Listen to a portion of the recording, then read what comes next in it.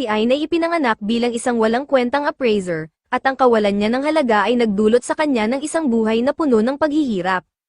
Hirap siyang maghanap buhay para sa sarili niya at palaging inaapi ng mga tao sa paligid niya. Ngayon, dahil nasa bingit na siya ng kamatayan, nagpasya siyang tapusin na ang lahat. Ilang oras bago nito, si Ayn ay nasa isang grupo kasama ang mage na si Jolene at ang swordsman na si Zoid. Sa kasalukuyan, kalaban nila ang isang karaniwang daga na parang galing sa New York City. Nagawa ni Ayn na sugatan ang daga gamit ang kanyang sandata, ngunit hindi ito sapat para mapatay ito. Kaya sumigaw siya kay Jolene na bilisan ang kanyang spell. Sa wakas, natapos ni Jolene ang paghahanda at pinakawalan niya ang kanyang spell, na agad na pumatay sa daga sa isang iglap. Pagkatapos ng kanilang laban, sinimulan ni Zoid at Jolene na purihin ang isa't isa dahil sa mahusay nilang pagkakatrabaho. Gayunpaman, hindi sila kasing bait kapag kinausap nila ang appraiser na kasama nila. Pasiga na iniutos ni Zoid kay Ayn na bilisan ang trabaho niya. Ngunit ang bigat ng mga dala niyang gamit, kasama na ang bigat ng mga insulto mula sa kanila, ay labis na nagpapahirap sa kanya. Dahil dito, natamba si Ayn at bumagsak ng padapa sa lupa. Kita namang labis na inaapi si Ayn, pero wala siyang magawa kundi tumayo at sumunod ng maayos sa kanyang trabaho bilang isang low common appraiser. Sa mundong ito, bawat tao ay binibigyan ng trabaho ng Goddess of Light at ng mga kasanayan mula sa Goddess of Darkness sa kanilang pagsilang. Sa pamamagitan ng paghasa ng mga kasanayang ito, maaaring makamit ang iba't ibang abilidad at kapangyarihan. Gayunpaman, ang mga trabaho ay ipinapasa ng henetiko kaya hindi ito maaaring baguhin. Ang mga trabaho ay hinahati sa 4 na antas, rare, high, common, at low common. Tulad ng nakikita, ang low common ay itinuturing na bronze tier trash, kaya karamihan ng mga may ganitong klase ay naiipit bilang mga magsasaka o mga ngalakal. Ang mga magulang ni Ayn ay may maliit na tindahan ng appraisal para masuportahan ang pamilya, ngunit parehong trahedyang namatay noong bata pa si Ayn, kaya naiwan siyang mag-isang ipagtanggol ang sarili. Dahil dito, napilitan siyang maging walang puri na pack mule para sa dalawa. At kahit galit siya sa pagtatrabaho para sa kanila, wala siyang magawa. Ginamit niya ang kanyang appraisal skill sa dagang kanilang napatay at nalaman niyang isa lang itong F-rank rat, kaya halos walang halaga ito. Ngunit ang ngipin ng daga ay D-ranked, kaya sapat na ito para kunin niya. Sinubukan niyang buksan ang bibig ng daga para alisin ang ngipin, ngunit sobrang higpit nito kaya matatagalan pa siya.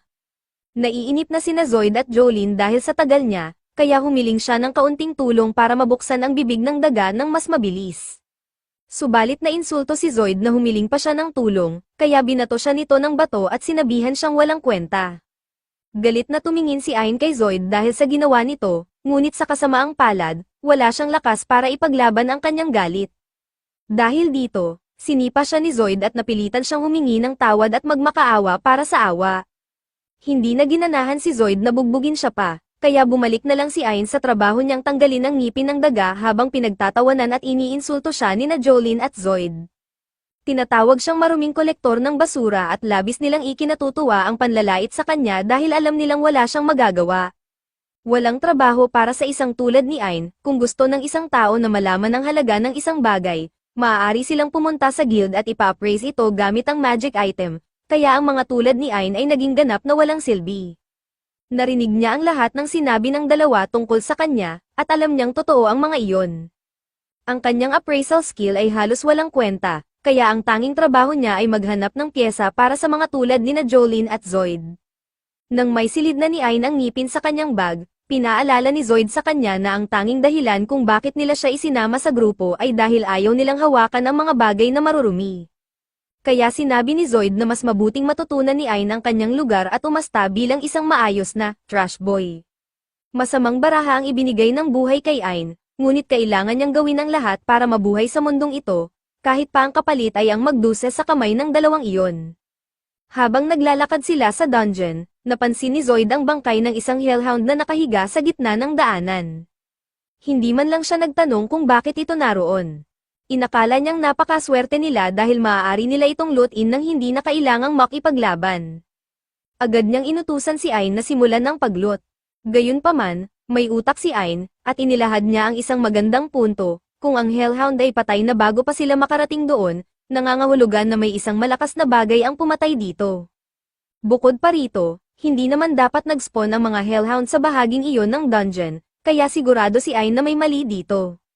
Ngunit ayaw ni Zoid pakinggan ang mga lohikal na argumento mula sa isang talunan na tulad ni Ain, kaya sinabihan niya itong tumahimik at simulan na ang trabaho. Habang ginagawa ni Ain ang maruming trabaho, nagsimula namang mag-usap sina Jolene at Zoid tungkol sa kanilang plano na magpakasaya pagbalik sa bayan, at baka pilitin pa nila si Ain na manood. Ngunit napansin nila ang isa pang bangkay ng hellhound sa koridor.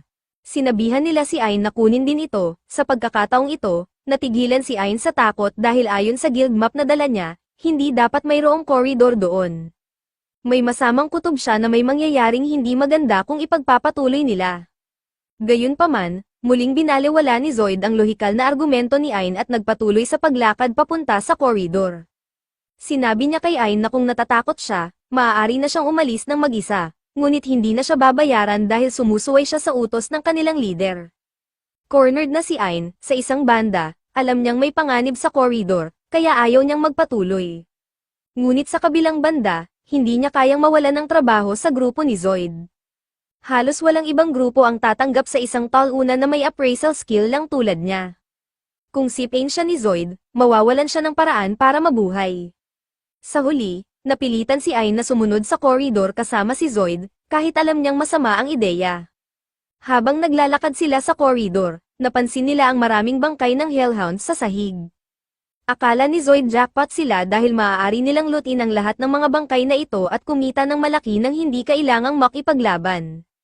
Ngunit nananatiling hindi mapalagay si Ain, kung ano man ang pumatay sa lahat ng mga hellhounds na iyon, malamang na naroon pa rin sa paligid. Naiinis na si Zoid sa walang tigil na pag-aalala ni Ain, kaya sumigaw siya rito na tumahimik at gawin na lang ang trabaho niya. Pero biglang may nakita si Ain na nakakatakot sa likod ni Zoid, kaya kinakabahan niyang itinuro ito. Paglingon ni Zoid, nakita niya ang 12-12 ng pulang mata na nakatitig sa kanila. Ilang sandali lang, isang grupo ng mga hellhounds ang lumitaw mula sa kadiliman. Lahat ng bangkay ng mga hellhounds na nakita nila kanina ay malamang resulta ng alitan sa loob ng grupo. Pero ngayon, nasa harapan na nila ang buong grupo, at wala silang ideya kung ano ang gagawin. Walang kakayahan sa pakikipaglaban si Ain, at kahit magsanib puwersa sina Zoid at Jolene, mahihirapan pa rin silang talunin ang kahit isa lang na hellhound, lalo na ang isang buong grupo nito. Hindi opsyon ang pakikipaglaban sa pagkakataong ito. Ang tanging paraan para mabuhay sila ay tumakas, ngunit kahit tumakbo sila, halos imposible ang makatakas sa bilis ng mga asong gubat na ito. Biglang napagtanto ni Zoid na hindi naman kailangan nilang mas mabilis kaysa sa mga hellhounds, kailangan lang nilang mas mabilis kaysa kay Ain, para siya ang unang kainin. Sinabihan niya si Jolene na mag-cast ng paralysis spell kay Ain. Sa una, naguguluhan si Jolene, pero agad din niyang naintindihan ang plano ni Zoid. Itinuro niya ang kanyang staff kay Ain at in-cast ang paralysis. Bumagsak si Ain sa lupa at hindi na makagalaw, hindi siya makapaniwala na talagang iiwan siya ng dalawa para mamatay. Sinabi ni Zoid na sandali lang ang epekto ng paralysis, kaya kung mananahimik si Ain, baka swertihin siyang makaligtas mula sa mga hellhounds. Pero pagkatapos ay sinadyang gumawa ng ingay si Zoid para tawagin ang mga hellhounds papunta kay Ain. Tumakbo si Zoid kasama si Jolene, iniwan si Ain na kainin ng mga halimaw. Agad na sumunggab ang mga hellhounds kay Ain at kinagat ang kanyang braso at binti, kaya napasigaw siya sa sakit. Pero dahil sa matinding sakit mula sa kagat, nawala ang epekto ng paralysis, kaya muling nakagalaw si Ain. Hinablat niya ang isang malaking bato at inihampas ito sa mga hellhounds para mabitawan siya. Pagkatapos, itinapon niya ang kanyang backpack sa mga ito. Kahit hindi nito nasaktan ang mga halimaw, ang pagkain sa loob ng backpack ay sapat na para ma-distract ang mga ito at magbigay kay Ain ng kaunting oras. Dahan-dahan siyang lumayo, kahit papasuray-suray dahil sa kanyang mga sugat. Ngunit sa kasamaang palad, nadiskubre niyang hinaranggan ni Zoid at Jolene ang labasan, kaya wala na talagang paraan para makatakas. Wala siyang gaanong oras bago habulin ulit siya ng mga hellhounds, kaya napansin niya ang isa pang koridor at agad na tumakbo papunta rito. Sa kanyang pagkadismaya, napagtanto ni Ain na ang koridor na tinahak niya ay nauwi sa isang malaking dead end. Parang nawala na ang lahat ng pag-asa para kay Ain dahil wala na siyang matatakasan, at naririnig niya ang papalapit na mga hellhounds sa bawat segundo. Kung mamamatay rin lang siya, mas pipiliin niyang mahulog sa kamatayan kaysa kainin ng buhay ng mga halimaw na iyon. Hanggang ngayon, palagi niyang sinisisi ang kanyang kabiguan sa kanyang walang kwentang trabaho bilang isang appraiser, pero sa sandaling ito, napagtanto niyang hindi talaga siya nagsikap para lampasan ang mga hamon na dala ng kanyang trabaho. Subalit kahit napagtanto niya ito, huli na ang lahat para baguhin ang kanyang kapalaran. Isang malakas na tunog ang narinig habang bumagsak ang katawan ni Ain sa lupa. Ngunit, sa kabila ng lahat, bumagsak siya sa ibabaw ng isang malaking puno. Habang nakahiga si Ain, isang magandang babae ang lumitaw mula sa kawalan. Dahan-dahan itong lumapit sa kanyang bangkay at hinalikan siya sa noo. Habang ginagawa niya ito, nagsimulang gumalaw muli ang katawan ni Ain. Ilang saglit pa, nagkamalay siya, nang makapag-isip ng malinaw si Ain, napagtanto niyang buhay pa rin siya at ang lahat ng kanyang mga sugat ay gumaling. Nagtaka siya kung paano ito posible, napansin niyang may mga patak ng tubig na bumabagsak sa kanya mula sa puno, kaya hinuli niya ang ilan at ginamit ang kanyang appraisal skill para suriin ang mga ito. Sa kanyang gulat, nalaman niyang ang mga ito ay S-rank droplets of the world tree. Pagkatapos ay inappraise niya ang higanteng puno, at tama ang hinala niya, ang malaking punong ito ay ang maalamat na world tree. Noong unang panahon, mayroon lamang iisang world tree sa mundo, at ang puno na ito ang responsable sa paggawa ng mana na ginagamit ng tao para lumikha ng magic. Gayunpaman, ayon sa alamat, ang world tree ay nalanta at namatay na matagal na panahon na ang nakalipas. Maraming iskolar ang nagteorya na maaaring buhay pa rin ang puno at nagtatago ito sa kung saan, kaya maraming malalaking ekspedisyon ang inilunsad para hanapin ito. Ngunit hindi ito kailanman natagpuan. Ngayon, naiintindihan ni Ain kung bakit, sino nga ba ang mag-iisip na hanapin ito sa pinakailalim ng dungeon. Napagtanto niya na ang puno ang nagdala sa kanya pabalik sa buhay, kaya taos-pusong nagpasalamat siya rito. Habang ginagawa niya ito, narinig niya ang boses ng isang babae. Ngunit walang ibang tao sa paligid, kaya inisip niyang guni-guni lamang niya ito. Pagkatapos ng lahat ng nangyari, masaya si Ain na nakaligtas siya sa pagkahulog. At tila ligtas ang lugar na ito dahil walang halimaw dito. Ngunit kailangan niyang mag-isip kung paano siya makakabalik sa ibabaw ng dungeon. Siyempre, hindi tatawag ng tulong sina Zoid at Jolene para kay Ain, at walang pagkain sa lugar na ito. Kung hindi siya makakauwi agad, mamamatay siya sa gutom. Naglakad siya papunta sa exit, ngunit bago umalis, muli niyang pinasalamatan ang puno sa pagsagip sa kanya. Ang lugar na ito ay malinaw na wala sa guild map, kaya walang ideya si Ain kung ano ang maaari niyang harapin dito. Tiyak na mas malalakas ang mga kalaban dito kumpara sa mga hellhounds na muntik nang pumatay sa kanya. Natatakot siya, pero wala na siyang ibang pagpipilian. Tapos na siya sa paggawa ng mga dahilan para sa sarili at nagpasya na siyang gawin ang lahat ng kinakailangan para mabuhay, gaano man kahirap. Naglakad palabas si Ain papunta sa dungeon, sa kanyang gulat, matagal na siyang naglalakad pero wala pa ring bakas ng kahit anong halimaw. Medyo nakahinga siya ng maluwag dahil ibig sabihin nito ay hindi na siya kailangang lumaban. Pero biglang may naramdaman siyang ihip ng hangin malapit sa kanyang mukha, at sa susunod na sandali, nakita niyang ang kanyang tenga ay nasa sahig na. Napasigaw siya sa sakit at sinubukang abutin ang naputol niyang tenga, pero habang ginagawa ito, naputol ang dalawa niyang daliri. Ang sanhi ng paghihirap ni Ain ay isang S-rank gremlin, at nagsimula na siyang magpanik. Kahit nga ang mga hellhounds na B-rank lang ay halos hindi niya nakaya, kaya wala siyang laban sa halimaw na ito. Sinimulan siyang hiwain ng gremlin, napakabilis nito para makareact si Ain, kaya ang tanging magagawa niya ay tumakas. Habang sinusubukan niyang makatakas, tinaas ng gremlin ang kanyang side para saksakin si Ain sa dibdib. Pero bago pa nito magawa, bigla itong natigilan dahil may mas nakakatakot na nilalang ang dumating. Ang gremlin ay nadurage hanggang mamatay ng isang napakalaking death bear. Kung wala nang laban si Ain sa gremlin, lalong wala siyang pag-asa laban sa death bear. Sinugatan ng oso ang mukha ni Ain gamit ang malalaking kuko nito, nawasak ang isa niyang mata. Habang pilit na gumagapang si Ain palayo, dinampot siya ng oso at sinimulang pigain hanggang sa damyugo ang kanyang bibig. Papakainin na sana siya ng death bear, pero sa huling sandali, napugutan ito ng ulo ng isang iritadong babae. Naiinis siya na kinailangang iligtas ang isang tao, pero nagmamakaawa ang batang babae na tulungan si Ain, kaya napilitan siyang gawin ito. Muling nagulat si Ain nang malamang gumaling na naman ang kanyang mga sugat. Habang nauupo siya, nakita niya ang batang babae mula kanina na nakaupo sa tapat niya. Hindi pa rin makapaniwala si Ain sa kanyang nakikita nang biglang lumitaw ang isang babae sa likod niya at inutusan siyang magpasalamat ng maayos at inumin ang tsaa na ginawa ng batang babae para sa kanya. Naguguluhan si Ain dahil wala naman siyang nakikitang tsaa, pero napansin niya si Yuri na may hawak na tasa ng tsaa na espesyal na ginawa para sa kanya.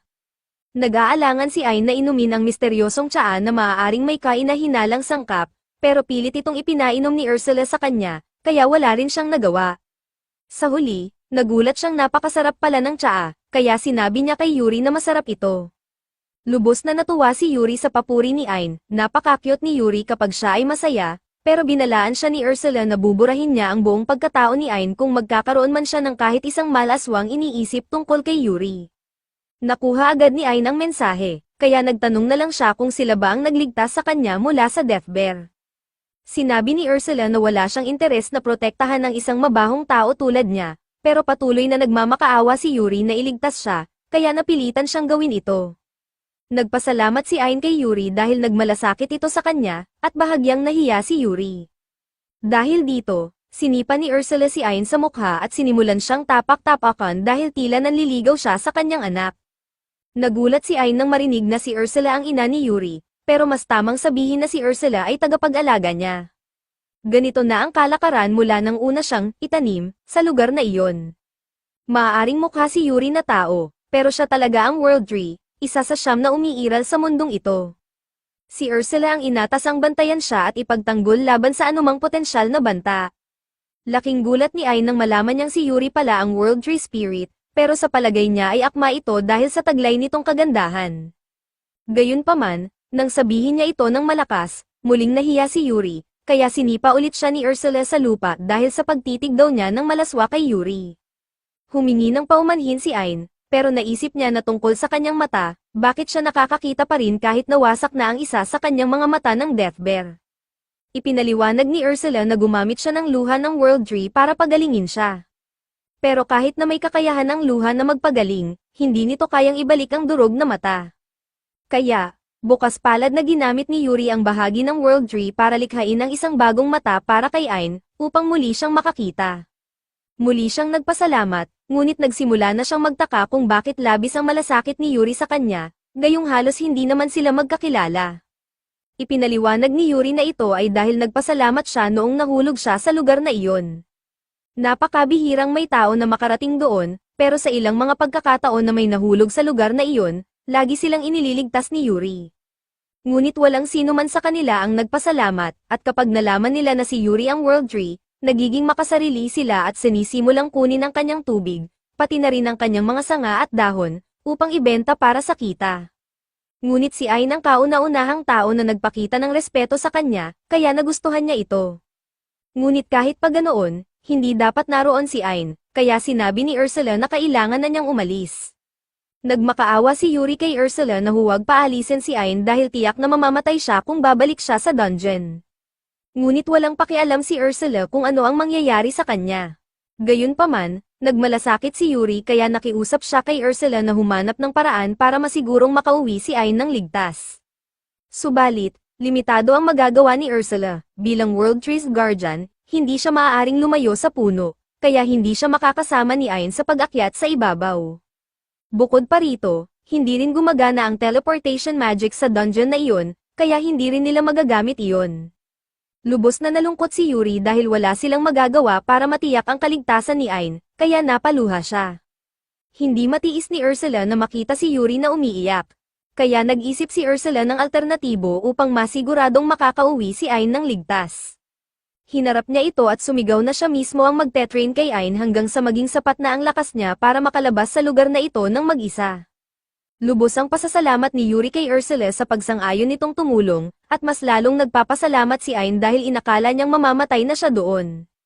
Niyakap niya si Ursula at Yuri, ngunit hindi gusto ni Ursula ang ganitong pagpapakita ng emosyon, kaya hinailan niya palayo si Ain at binalaan ito na makakaranas siya ng hellish training mula sa isa sa mga pinakadakilang sages ng mundo. Sinabi rin niya na hindi niya papayagan ang pagiging tamad. Naiintindihan nito ni Ain at nangako siyang gagawin ang kanyang makakaya. Ngunit nang dalhin siya ni Ursula sa labas upang simulan ang training, nagsimula siyang mag-alala na baka pilitin siyang labanan ang mga halimaw ng mag-isa. At tama nga siya, Ipinahayag ni Ursula na inaasahan niyang makipaglaban si Ain sa mga halimaw ng mag-isa dahil ito ang pinakamabilis na paraan para matuto siya. Bilang panimula, itinuro ni Ursula ang isang gremlin na nasa malayo at sinabing iyon ang unang kalaban ni Ain. Ngunit hindi makita ni Ain ang tinutukoy nito, ipinaalala ni Ursula na ang kanyang mata ay pinalitan ng isang bahagi ng World Tree, kaya dapat niyang subukan itong gamitin.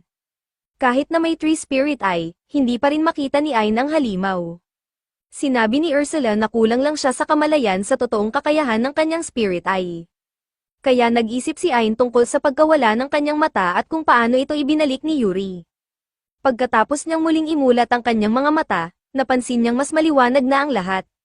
Ngayon na malinaw na niyang nakikita, sinabi ni Ursula na panahon na para simulan ang training. Bumato siya ng bato sa malapit na gremlin at sinabi kay Ain na ang unang pagsubok niya ay matutunang iwasan ang mga mabilis na atake ng gremlin. Sa simula, inakala ni Ain na imposible ito dahil napakabilis ng halimaw, ngunit sinabi ni Ursula na gamitin ang kanyang appraisal skill upang masuri ang galaw ng halimaw. Sa una, hindi akalaing magagawa ito ni Ain, pero wala siyang ibang opsyon kaya sinubukan niya ito. Sa kanyang gulat, kaya nga niyang makita ang mga galaw ng gremlin. Ngunit wala rin itong silbi kung makakalimutan niyang umiwas. Nang masugatan si Ain, naglagay si Ursula ng barrier at inilabas ang isang bote ng 3 drops na hiniram niya kay Yuri. Ibinuhos niya ito sa naputol na tenga ni Ain, at nang maibalik na ito, binalaan niya si Ain na seryosohin ang training kundi patuloy lang siyang masasaktan. Matapos tanggalin ang barrier, muling umatake ang gremlin, ngunit ngayon, alam na ni Ain kung saan ito titira, kaya nagawa niyang umiwas. Pagkalipas ng isang linggo ng walang tigil na training, sa wakas, natutunan ni Ain ang appraising ng galaw ng gremlin at naiwasan ang lahat ng atake nito. Ipinagmamalaki niyang sinabi kay Ursula na namaster na niya ang teknik, ngunit dahil sa sobrang kumpiyansa, nakalimutan niyang magbantay kaya nasugatan siya sa likod ng gremlin na sumalakay mula sa likuran. Nilagyan muli ni Ursula ng shield ang dalawa upang makapagpahinga. Tumawa siya habang pinapanood ang sakit ni Ain, pero inamin niyang mahusay ang ginawa nito. Sinabi niyang pasado na si Ain sa unang pagsubok, at oras na para sa susunod na aralin. Ang susunod na hakbang, talunin ang gremlin, handang subukan ni Ain, pero alam niyang wala siyang combat job, kaya imposible para sa kanya na patayin ng isang S-rank monster gamit ang kanyang kakayahan. Ngunit pinaghandaan na ito ni Ursula, bagaman imposible nga ito kung walang armas, hindi kailangang lumaban si Ain gamit ang mga kamay lang niya. Ibinigay ni Ursula ang isang espesyal na espada na ginawa niya para kay Ain. Ayaw man sana ni Ursula na gawin ito, ngunit si Yuri mismo ang naglaan ng kanyang sanga upang makatulong kay Ain. Lubos na naantig si Ain sa ginawa ni Yuri, na tiniis ang sakit para lamang matulungan siya. Labis siyang nagpapasalamat at nangako na gagamitin niya ang espada ng maayos at karapat-dapat. Tinanggal ni Ursula ang barrier at iniwan si Ain upang harapin ang gremlin.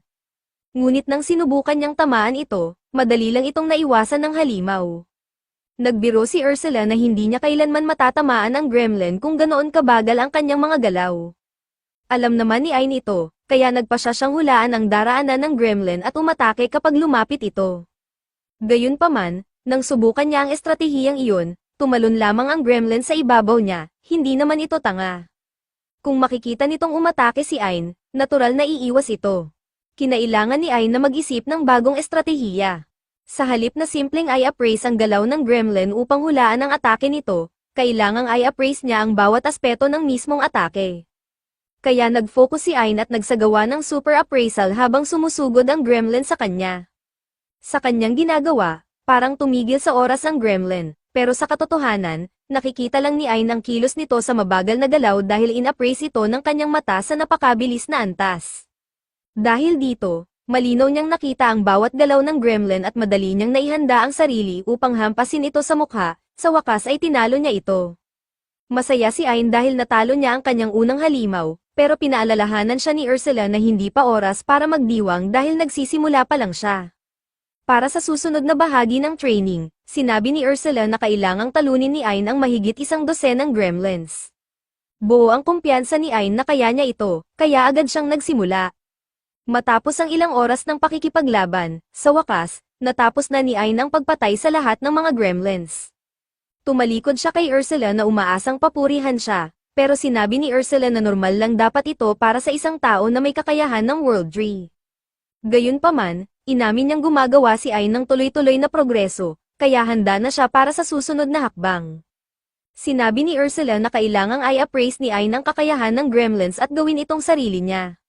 Nalito si Ain dahil iniisip niyang ang appraisal skill ay nagpapakita lamang ng impormasyon tungkol sa mga kakayahan. Ipinaliwanag ni Ursula na natututo ang mga tao ng kasanayan sa pamamagitan ng tuloy-tuloy na pagsasanay, ngunit sa tulong ng kanyang spirit eye, makikita hindi lang ang impormasyon ng kasanayan kundi pati ang lahat ng karanasang kasama nito. Sa pamamaraang ito, posible para sa kanya na matutunan ng isang kasanayan kaagad. Sinubukan niya ito at inappraise ang kakayahan ng gremlin. Biglang nakaranas si Ain ng matinding sakit ng ulo habang bumuhos ang napakaraming impormasyon sa kanyang isipan ng sabay-sabay. Napaluhod siya sa sakit, pero nang humupa ang sakit, natutunan niya ang high-speed movement skill ng gremlin. Hindi siya makapaniwala na natutunan niya ang kasanayan ng ganoon kabilis, kaya nagpa siya siyang subukan ito. Tumakbo siya pababa ng dungeon hall at nagulat siya sa bilis niya, mas mabilis siya kaysa dati. Ngunit may isang problema, hindi sanay ang kanyang katawan sa ganitong bilis. Pagkatapos ng ilang segundo, bawat hibla ng kalamnan sa kanyang katawan ay napunit. Hinabol siya ni Ursula at binuhusan siya ng 3 drops upang pagalingin ang kanyang sugatang katawan.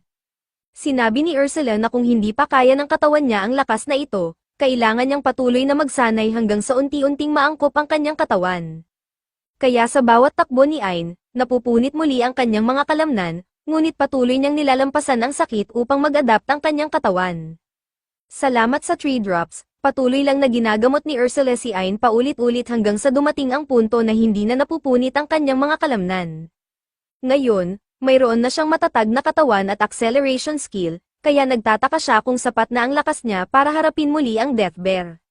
Ngunit sinabi ni Ursula na kahit ngayon pa, siguradong madudurog pa rin siya kung susubukan niyang labanan ito. Mas mabilis at mas maliksi na siya ngayon, pero kulang pa rin siya sa sapat na attack power. Dahil dito, nagpa siya si Ursula na hayaan siyang kopyahin ang isa sa kanyang sariling kakayahan. Nasasabik si Ain sa narinig, kaya tinanong niya kung ano ang kakayahan ni Ursula. Sa halip na sagutin, agad siyang tinamaan ni Ursula ng fireball. Ang kakayahan ni Ursula ay tinatawag na Discard Enchant, na nagbibigay sa kanya ng kakayahang gumamit ng magic nang hindi na kailangan ng incantation. Sa tingin ni Ain, napakalakas ng kakayahang iyon kaya hindi siya makapaghintay na matutunan ito. Ngunit sinabi ni Ursula na papayagan lang niya si Ain na i-appraise ang kakayahan kung gagawin niya ito habang binabato siya ng fireball, dahil iniisip niyang mas masaya ito. Ginamit ni Ain ang kanyang appraisal skill habang paparating ang fireball, at sa wakas, natutunan niya ang Discard Enchant. Gayunpaman, tumama pa rin ang fireball sa kanya, kaya bumagsak siya sa lupa sa sobrang sakit. Matapos siyang muling gamutin, sinimulan ni Ain ang training para matutunan kung paano gumamit ng magic nang walang incantations. Subalit, dahil wala siyang magic-oriented class, napakababa ng kanyang mana reserves, kaya mabilis siyang nauubusan ng magic energy. Sa kabutihang palad, sa tuwing ginagamot siya gamit ang 3 drops, napapanumbalik ang kanyang mana at bahagyang tumataas ang kanyang magic capacity. Gayunpaman, kinakailangan pa rin niyang magpraktis ng matagal kung nais niyang ma-master ang teknik na ito. Pagkalipas ng kalahating buwan ng pagsasanay, natutunan na ni Ain kung paano mag-cast ng mid-level magic at ngayon ay kayanan niyang magpakawala ng higit sa 1,000 fireballs ng sabay-sabay. Sa kombinasyon ng kanyang bagong kakayahan at pinalakas na appraisal skill, naniniwala si Ursula na handa na si Ain na harapin ang isa pang Death Bear. Sa totoo lang, kinakabahan pa rin si Ain sa ideya ng pakikipaglaban sa isang napakalakas na halimaw ng mag-isa, pero tiniyak ni Ursula sa kanya na kung gagamitin niya ang lahat ng teknik na itinuro niya, madali niyang malalampasan ang laban. Nang harapin ni Ain ang Death Bear, sinubukan nitong sugurin siya gamit ang mga matutulis nitong kuko. Ngunit inappraise ni Ain ang galaw nito, at bago pa siya matamaan, nag-counter siya gamit ang isang point-blank wing cutter spell. Malaki ang pinsalang ginawa ng spell sa oso, pero hindi ito sapat para mapatay ito. Kaya nagsimulang magpakawala si Ain ng sunod-sunod na fireballs at patuloy na umatake hanggang sa bumagsak ang oso at mamatay. Mas madali ang laban kaysa sa inakala ni Ain, kaya naisip niya kung talagang mahina ang oso mula pa noon. Sa totoo lang, hindi mahina ang Death Bear, si Ain lang talaga ang sobrang lumakas. Ngayon napatay na ang Death Bear, handa na si Ain sa mga susunod na hamon. Pinuri ni Ain ang kakayahan ng Spirit Eye, at matapos ang matinding sakit ng ulo, sinabi ni Ursula na sapat na ang lakas niya ngayon para makalabas sa dungeon ng mag-isa. Ngunit bago siya umalis, may ibibigay na regalo si Ursula sa kanya, bagaman ginagawa niya ito dahil hiniling ni Yuri. Sinabi ni Ursula na gagawa siya ng bagong spirit eye para kay Ain gamit ang natitirang core ng Adril Tree. Hindi akalain ni Ain na karapat-dapat siya para sa napakahalagang regalong ito, pero sinigawan siya ni Ursula, sinabing ipinapahiram lamang sa kanya ang core. In-enchant niya ito upang, kung sakaling mamatay si Ain, automatikong babalik ang core sa puno. Sinabihan siyang tumigil na sa pag-aalala at tanggapin na lang ang regalo. Ayaw nang makipagtalo ni Ain, kaya umupo siya para may implant ni Ursula ang spirit core sa kanyang mata. Matapos gawin ito, hindi niya naramdaman ang malaking kaibahan. Ipinaliwanag ni Ursula na mangangailangan ng oras bago makaangkop ang kanyang katawan sa bagong spirit god eye, kaya hindi pa niya magagamit ang buong kakayahan nito sa ngayon. Kahit ganoon, labis pa rin ang pasasalamat ni Ain, kaya lumingon siya kay Yuri para pasalamatan ito. Ngunit hindi niya makita si Yuri kahit saan, biglang lumitaw si Yuri sa harap niya, kaya tinanong ni Ain kung nasaan siya kanina. Ipinaliwanag ni Yuri na nasa loob siya ng kanyang mata. Sa pagkakaroon ni Ain ng World Tree Core sa kanyang mata, siya na rin mismo ay kwalipikado bilang bahagi ng World Tree. Dahil dito, malaya si Yuri na pumasok at lumabas sa kanyang mata anumang oras. Nangako si Yuri na magiging kapaki-pakinabang siya kay Ain, dahil magagamot niya ito anumang oras na masugatan siya. Natutuwa si Ain sa ideya ng mas maraming oras na magkasama sila, pero tinanong niya si Ursula kung okay lang ito sa kanya. Sinipa siya ni Ursula sa mukha at sinabing ayaw niyang ipagkatiwala si Yuri sa isang tulad niya. Gayunpaman, sinabi ni Ursula na si Yuri ay na-stuck na sa lugar na ito mula nang ipanganak, kaya hindi pa niya nakikita ang mundo o nagkaroon ng kaibigan. Bagaman hindi niya gusto si Ain, pagkatapos ng lahat ng oras na magkasama sila, alam niyang mabuting tao si Ain. Kaya gusto niyang ipakita ni Ain ang mundo kay Yuri. Labis na naantig si Ain sa tiwala ni Ursula kaya nangako siyang aalagaan si Yuri anuman ang mangyari. Masaya si Ursula na marinig iyon, ngunit bago siya umalis, may regalo pa siyang ibibigay kay Ain. Sinabi niya na iunat ni Ain ang kanyang kamay, at nang gawin ito, binigyan siya ni Ursula ng infinite storage spell. Ipinaliwanag niya na hanggat hawak ni Ain ang marka, maaari niyang itago ang anumang pisikal na bagay dito. Ang unang bagay na ipinapahawak ni Ursula ay ang isang spirit sword na ginawa niya para kay Ain. Pero bago iyon, sinaksak ni Ursula ang kanyang mata gamit ang espada. Napasigaw si Ain sa sakit at bumagsak sa lupa, kaya ginamo siya ni Yuri. Ngunit bago tuluyang maghilom ang kanyang mata, isinaksak ni Ursula ang isang Philosopher's Stone sa kanyang lalamunan, na pinalitan ang kanyang kanang mata. Naguguluhan si Ain at tinanong kung ano ang tungkol doon. Ipinaliwanag ni Ursula na ang Philosopher's Stone ay nagtatag ng permanenteng koneksyon sa pagitan nila, kaya ngayon, nakikita ni Ursula ang lahat ng nakikita ni Ain. Binalaan siya na huwag kailanman mag-isip ng malaswang bagay tungkol kay Yuri, dahil nakikita niya ang lahat. Bagamat ito'y tiyak na magiging awkward para kay Ain, tinanggap na lang niya ito. Handa na si Ain para umalis sa dungeon. Bago sila umalis, tinanong niya si Yuri kung may gusto siyang gawin kapag nakarating na sila sa ibabaw.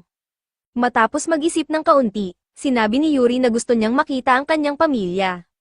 Nagulat si Ain, dahil akala niya si Ursula lang ang pamilya ni Yuri. Ipinaliwanag ni Ursula na ang lahat ng world trees na umiiral ay dating bahagi ng isang napakalaking world tree. Subalit, dumating ang panahon na hinati ang mga core at itinago sa iba't ibang dungeons, kaya matagal nang hindi nakikita ni Yuri ang kanyang mga kapatid. Dahil dito, nangako si Ain na iikot sila sa buong mundo upang makilala ni Yuri ang lahat ng iba pang World Tree Spirits. Pero para magawa iyon, kailangan muna nilang makalabas mula rito. Naglakad si Ain papasok sa dungeon, ngunit nang makarating siya sa isang sangandaan, hindi niya alam kung aling direksyon ang dapat niyang tahakin. Bigla niyang narinig ang boses ni Ursula sa kanyang isipan, sinasabing piliin ang landas sa kaliwa. In-appraise na niya ang isang ligtas na ruta gamit ang mata ni Ain, kaya hanggat susundin niya ang mga tagubilin ni Ursula, hindi siya maliligaw. Ngunit binigyan din siya ng babala, may paparating na isang S-rank Viper, kaya dapat siyang maghanda na harapin ito. Ilang minuto lang, napatay na ni Ain ang S-rank Viper, at labis siyang ipinagmamalaki ang sarili dahil nagawa niyang talunin ito ng madali. Sinabi ni Ursula na ginamit na niya ang mata ni Ain upang i-appraise ang mga kakayahan ng Viper, pero hindi handa si Ain, kaya hinawakan niya ang ulo niya sa takot sa inaasahang sakit. Sa kanyang gulat, wala siyang naramdaman na sakit, at iyon ay dahil kay Yuri. Hinilong ni Yuri ang sakit bago pa ito magsimula, dahil dito, napagtanto ni Ain na hindi na siya kailangang magtiis ng matinding sakit ng ulo tuwing nag-a-appraise siya ng mga kasanayan upang matutunan ang mga ito. Lubos siyang nagpasalamat kay Yuri sa tulong nito. Sa wakas, nakarating si Ain sa isang nakakatakot na pintuan. Ipinaliwanag ni Ursula na sa likod nito matatagpuan ang boss monster ng palapag na ito. Ang mga dungeon ay parang mga nabubuhay na nilalang na kumakain ng mga tao na namamatay sa loob nito. Kaya't palaging may dungeon core at isang dungeon boss upang protektahan ang core. Ang tanging paraan para makaalis si Ain ay talunin ang dungeon boss at sirain ang core. Ngunit hindi sigurado si Ain kung kaya niya ito. Ang pagtalo sa S-rank monsters ay isang bagay, pero ang dungeon boss ay sinasabing ilang ulit na mas malakas kaysa sa alinmang S-rank monster na hinarap niya. Gayunpaman, tumanggi siyang umatras, hindi na siya ang mahina at takot na Ain na tumatakbo mula sa kamatayan. Binuksan niya ang pintuan ng boss room at nakita ang dungeon core sa kabilang dulo ng silid. Ngunit habang naglalakad sila ni Yuri papunta rito, na-trigger nila ang isang summoning circle sa lupa, na nagdulot ng paglitaw ng isang napakalaking golem. Alam ni Ain na magiging mahirap ang laban na ito, kaya sinabi niya kay Yuri na bumalik sa kanyang mata para hindi ito masaktan. Pagkatapos nito, sinimulan niya ang pagsugod sa golem. Naiwasan niya ang unang atake nito gamit ang kanyang speed boost, ngunit hindi niya maiiwasan ang pangalawa, kaya nagdesisyon siyang harapin ito gamit ang kanyang superhuman strength skill. Habang hinahawakan ang golem, inactivate din niya ang venom skill na nakuha niya mula sa Viper, upang tunawin ang bahagi ng braso ng golem. Malaki ang naging pinsala ng venom, ngunit hindi pa rin ito sapat upang patayin ang halimaw. Kaya sinabi ni Ursula na binibigyan niya si Ain ng espesyal na permiso upang gamitin ang ultimate spell na itinuro niya sa kanya. Sapat na ang natitirang mana ni Ain para magamit ito, at kahit mawalan siya ng malay, mahihilom agad siya ni Yuri. Dahil walang ibang gumagana, nagpa siya si Ain na gamitin ang kanyang ultimate spell, Nova Strike, upang tamaan ang golem ng isang napakalaking bowl ang gawa sa purong enerhiya. Pagkatapos tamaan ang golem ng spell na iyon, halos walang natira sa halimaw. Sa kanyang gulat, hindi pa siya nawalan ng malay mula sa mana exhaustion. Lumabas si Yuri upang muling punan ang naubos na mana ni Ain at binati siya dahil natalo niya ang golem. Ngunit alam ni Ain na hindi niya ito magagawa nang walang tulong ni Yuri, kaya taos-puso siyang nagpasalamat sa kanya. Lubos na natuwa si Yuri sa pasasalamat ni Ain, ngunit inis si Ursula sa kung gaano kalapit si Yuri kay Ain. Sinabi niya kay Ain na magmadali at i-appraise na ang mga kakayahan ng golem. Ginawa ito ni Ain, at matapos ang pag-a-appraise, sinabi ni Ursula na mayroon pang isang bagay na kailangan niyang i-appraise. Sinabihan ni Ursula si Ain na lumapit sa dungeon core. Ginawa ito ni Ain, at habang ini-appraise niya ang core, biglang lumitaw si Ursula sa tabi niya, na ikinagulat niya ng husto dahil akala niya ay hindi maaaring umalis si Ursula sa World Tree. Ipinaliwanag ni Ursula na siya pa rin ay nakatali sa puno, ngunit dahil ang buong World Tree core ay nasa mata ni Ain, ang katawan niya ay parang World Tree na rin ngayon. Kaya't nagagawa ni Ursula na mag-teleport sa isang tiyak na distansya mula sa kanya. Sa kabilang banda, ang dungeon core na ito ay gumagana katulad ng isang spirit core, kaya sinabi ni Ursula na maaari niyang gamitin ito upang i-level up ang spirit god eye ni Ain. Agad na pumayag si Ain sa alok na ito, kaya kinuha ni Ursula ang dungeon core at inilagay ito sa mata ni Ain, na nag-level up ito sa level 2. Ipinaliwanag din ni Ursula na maaari pang i-level up ang kanyang mata sa pamamagitan ng pagsakop sa iba't ibang dungeon at pagsipsip sa kanilang mga core. Pagkatapos nito, lumabas ang tatlo sa boss room, at kusa nang nagsara ang pinto sa likuran nila. Sinabi ni Ursula na marahil ito ay dahil natalo na nila ang boss at kinuha ang core, kaya nagseselyo na ang dungeon upang makarecover. Ang butas na nahulugan ni Ain ay malamang na selyado na rin, na isang mabuting bagay dahil wala ng ibang tao ang makakakita ng World Tree. Dahil dito, hindi na kailangang mag-alala ni Ursula tungkol sa pagprotekta sa katawan ng puno ni Yuri, at malaya na silang maglakbay at sumabak sa maraming pakikipagsapalaran. Samantala, sa bayan, ikinukwento pa rin ni Zoid sa mga kapwa adventurers ang trahedya na nangyari sa dungeon. Sinasabi niyang halos kainin siya ng mga hellhounds, at ang tanging dahilan kung bakit siya nakatakas ay dahil, kusang loob, na nagboluntaryo si Ain na maging pain para mailigtas siya. Isang kasinungalingan ito, pero kampante si Zoid dahil iniisip niyang patay na si Ain, kaya walang makakapagbunyag ng katotohanan. Ngunit biglang lumitaw si Ain sa likod niya at narinig ang buong kwento. Sinabi ni Ain sa lahat na si Zoid at si Jolene ang nagparalisa sa kanya at iniwan siyang mamatay sa mga Hellhounds. Nagalit ang mga tao sa bar dahil pinapaniwala sila ni Zoid na bayani siya, pero ang totoo'y halos pinatay niya si Ain para sa sariling kapakanan. Sinimulan nilang pagbabatuhin si Zoid, at muntik pa siyang pagbuhatan ng kamay ng mga tao. Ngunit pinigilan sila ni Ain, bagaman galit pa rin siya kay Zoid, inamin niyang kung hindi dahil sa ginawa nito, hindi niya makikilala sina Yuri at Ursula. Sa isang banda, nagpapasalamat pa nga siya na ganoon kasama si Zoid. Ngayon na hinarap na niya si Zoid, handa na siyang magpatuloy. Nagpunta sila sa isang swamp dungeon malapit sa kabisera. Matapos nilang linisin ang dungeon, ginamit ni Ursula ang dungeon core upang i-level up ang mata ni Ain.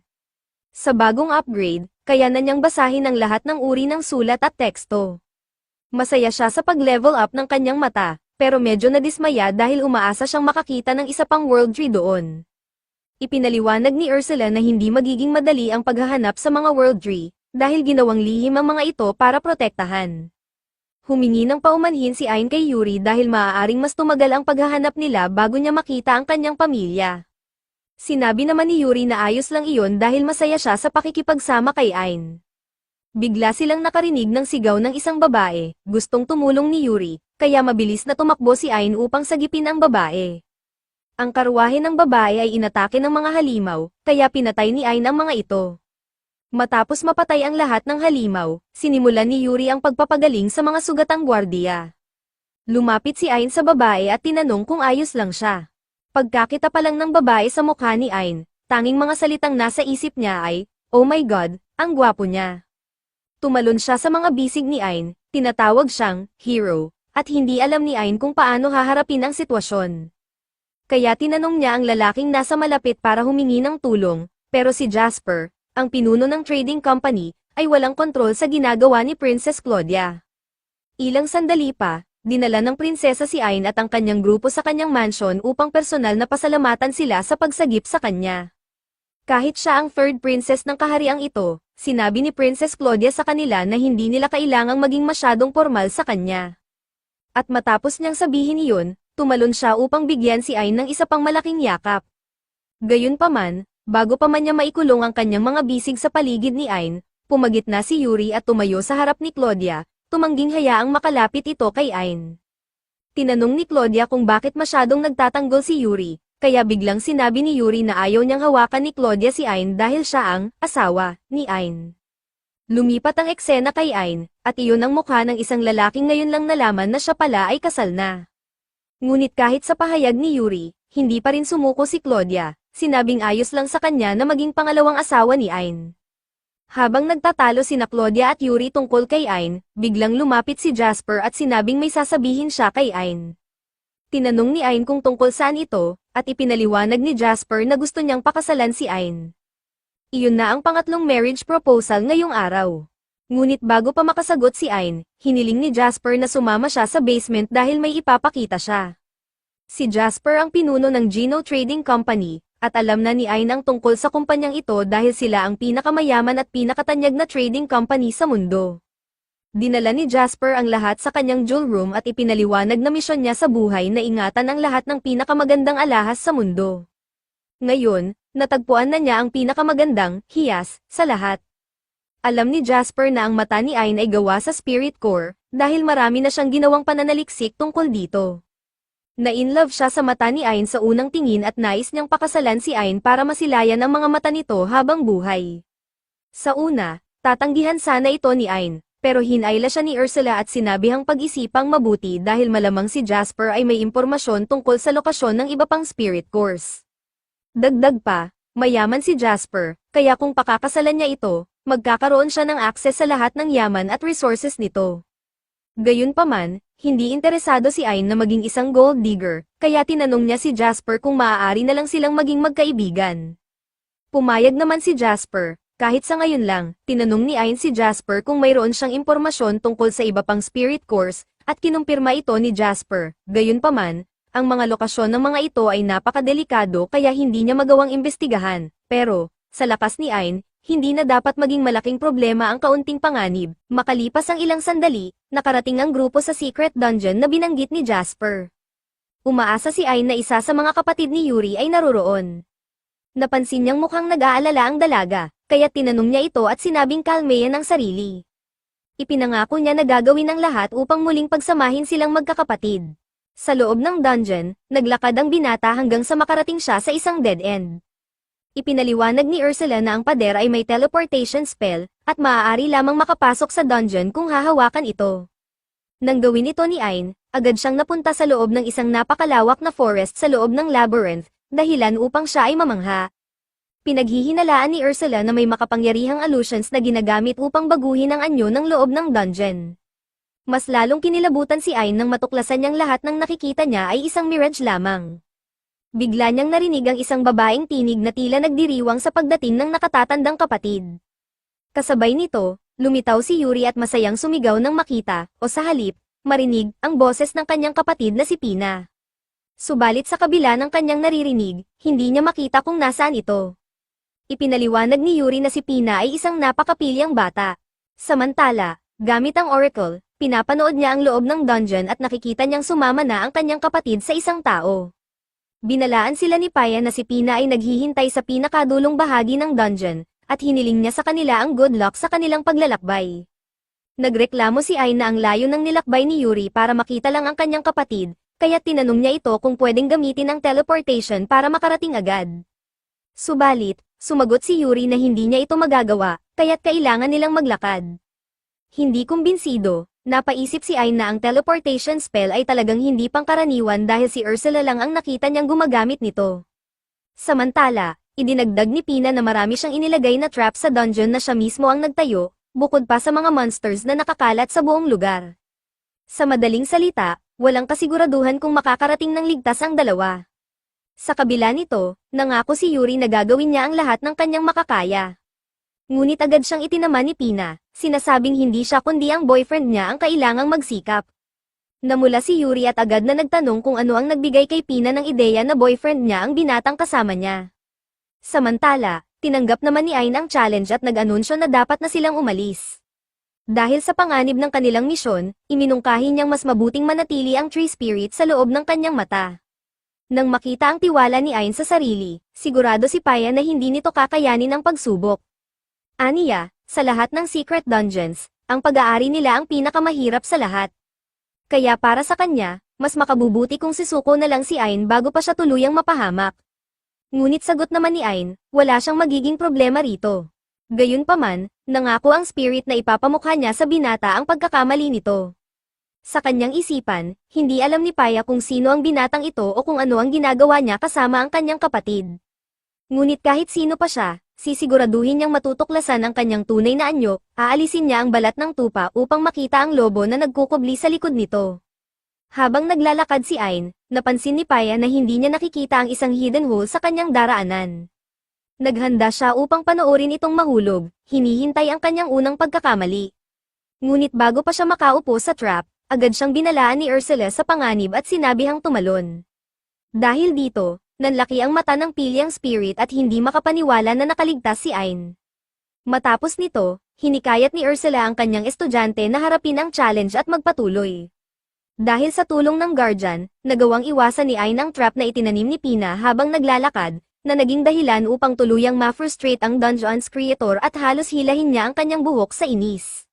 Sa gitna ng pagtatalo ni Pina at Ursula sa loob ng isipan ng protagonist, nakisali si Yuri at ipinaliwanag na ang kanyang nakababatang kapatid ay mahilig lamang magpasaya ng mga tao sa kanyang kakaibang paraan. Gayunpaman, naalala ni Ain na may posibilidad na may mamatay sa game na ito kung magkamali ng hakbang. Dahil dito, nagalit si Paya at itinama siya, hindi raw niya ginawa ang labyrinth upang maging isang patibong na nakamamatay. Idinagdag pa niya na kung may tunay na panganib, automatikong mae-expel si Ain. Ngunit dahil nais niyang magpatawa, ginawa niyang harapin ng lalaki ang isang napakalakas na monster, bagamat binigyan niya ito ng pagkakataong umatras bago magulpi. Dahil hindi umurong si Ain, agad na inilabas ang halimaw. Ipinaliwanag ni Harold na ito ay isang S-rank monster na may kakayahang maglabas ng iba't ibang uri ng plant seeds. Sa mismong sandaling iyon, naglabas ang unang sleeping pollen, ngunit dahil may status effect resistant si Ain, hindi ito nagkaroon ng epekto sa kanya, dahilan upang mas lalong mabahala si Paya. Sa wakas, tinawag ni Ain ang kanyang sword at walang kahirap-hirap na pinutol sa kalahati ang halimaw. Matapos nito, ginamit niya ang kanyang appraisal ability upang kunin ang kakayahang Universal Seeds at Universal Gardens mula sa nilalang. Sa kalagitnaan nito, may biglang tumama sa kanyang ulo. Inakala ni Ursula na ito ay gawa ng isang kaaway na gumagamit ng stealth dahil wala namang ibang tao sa paligid. Samantala, hindi maintindihan ni Pina kung bakit hindi man lang nasasaktan ang binata mula sa sunod-sunod na ranged attacks na ibinabato sa kanya. Ipinaliwanag ni Ain na taglay rin niya ang kakayahang ambush nullify, kaya't hindi rin epektibo sa kanya ang mga normal na atake. Bukod pa rito, dahil sa kanyang teknik na immovable fortress, hindi basta-basta makakapasok ang anumang pinsala sa kanyang katawan.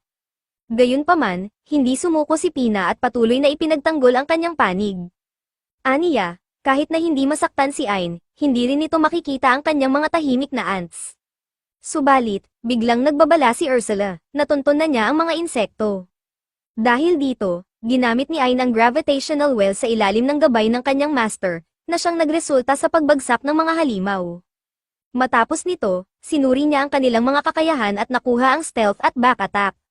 Sa puntong ito, nagsimula nang sumigaw si Pina sa galit at pagtataka kung paano nagagawang talunin ng binata ang S-rank monsters nang hindi man lang pinapawisan.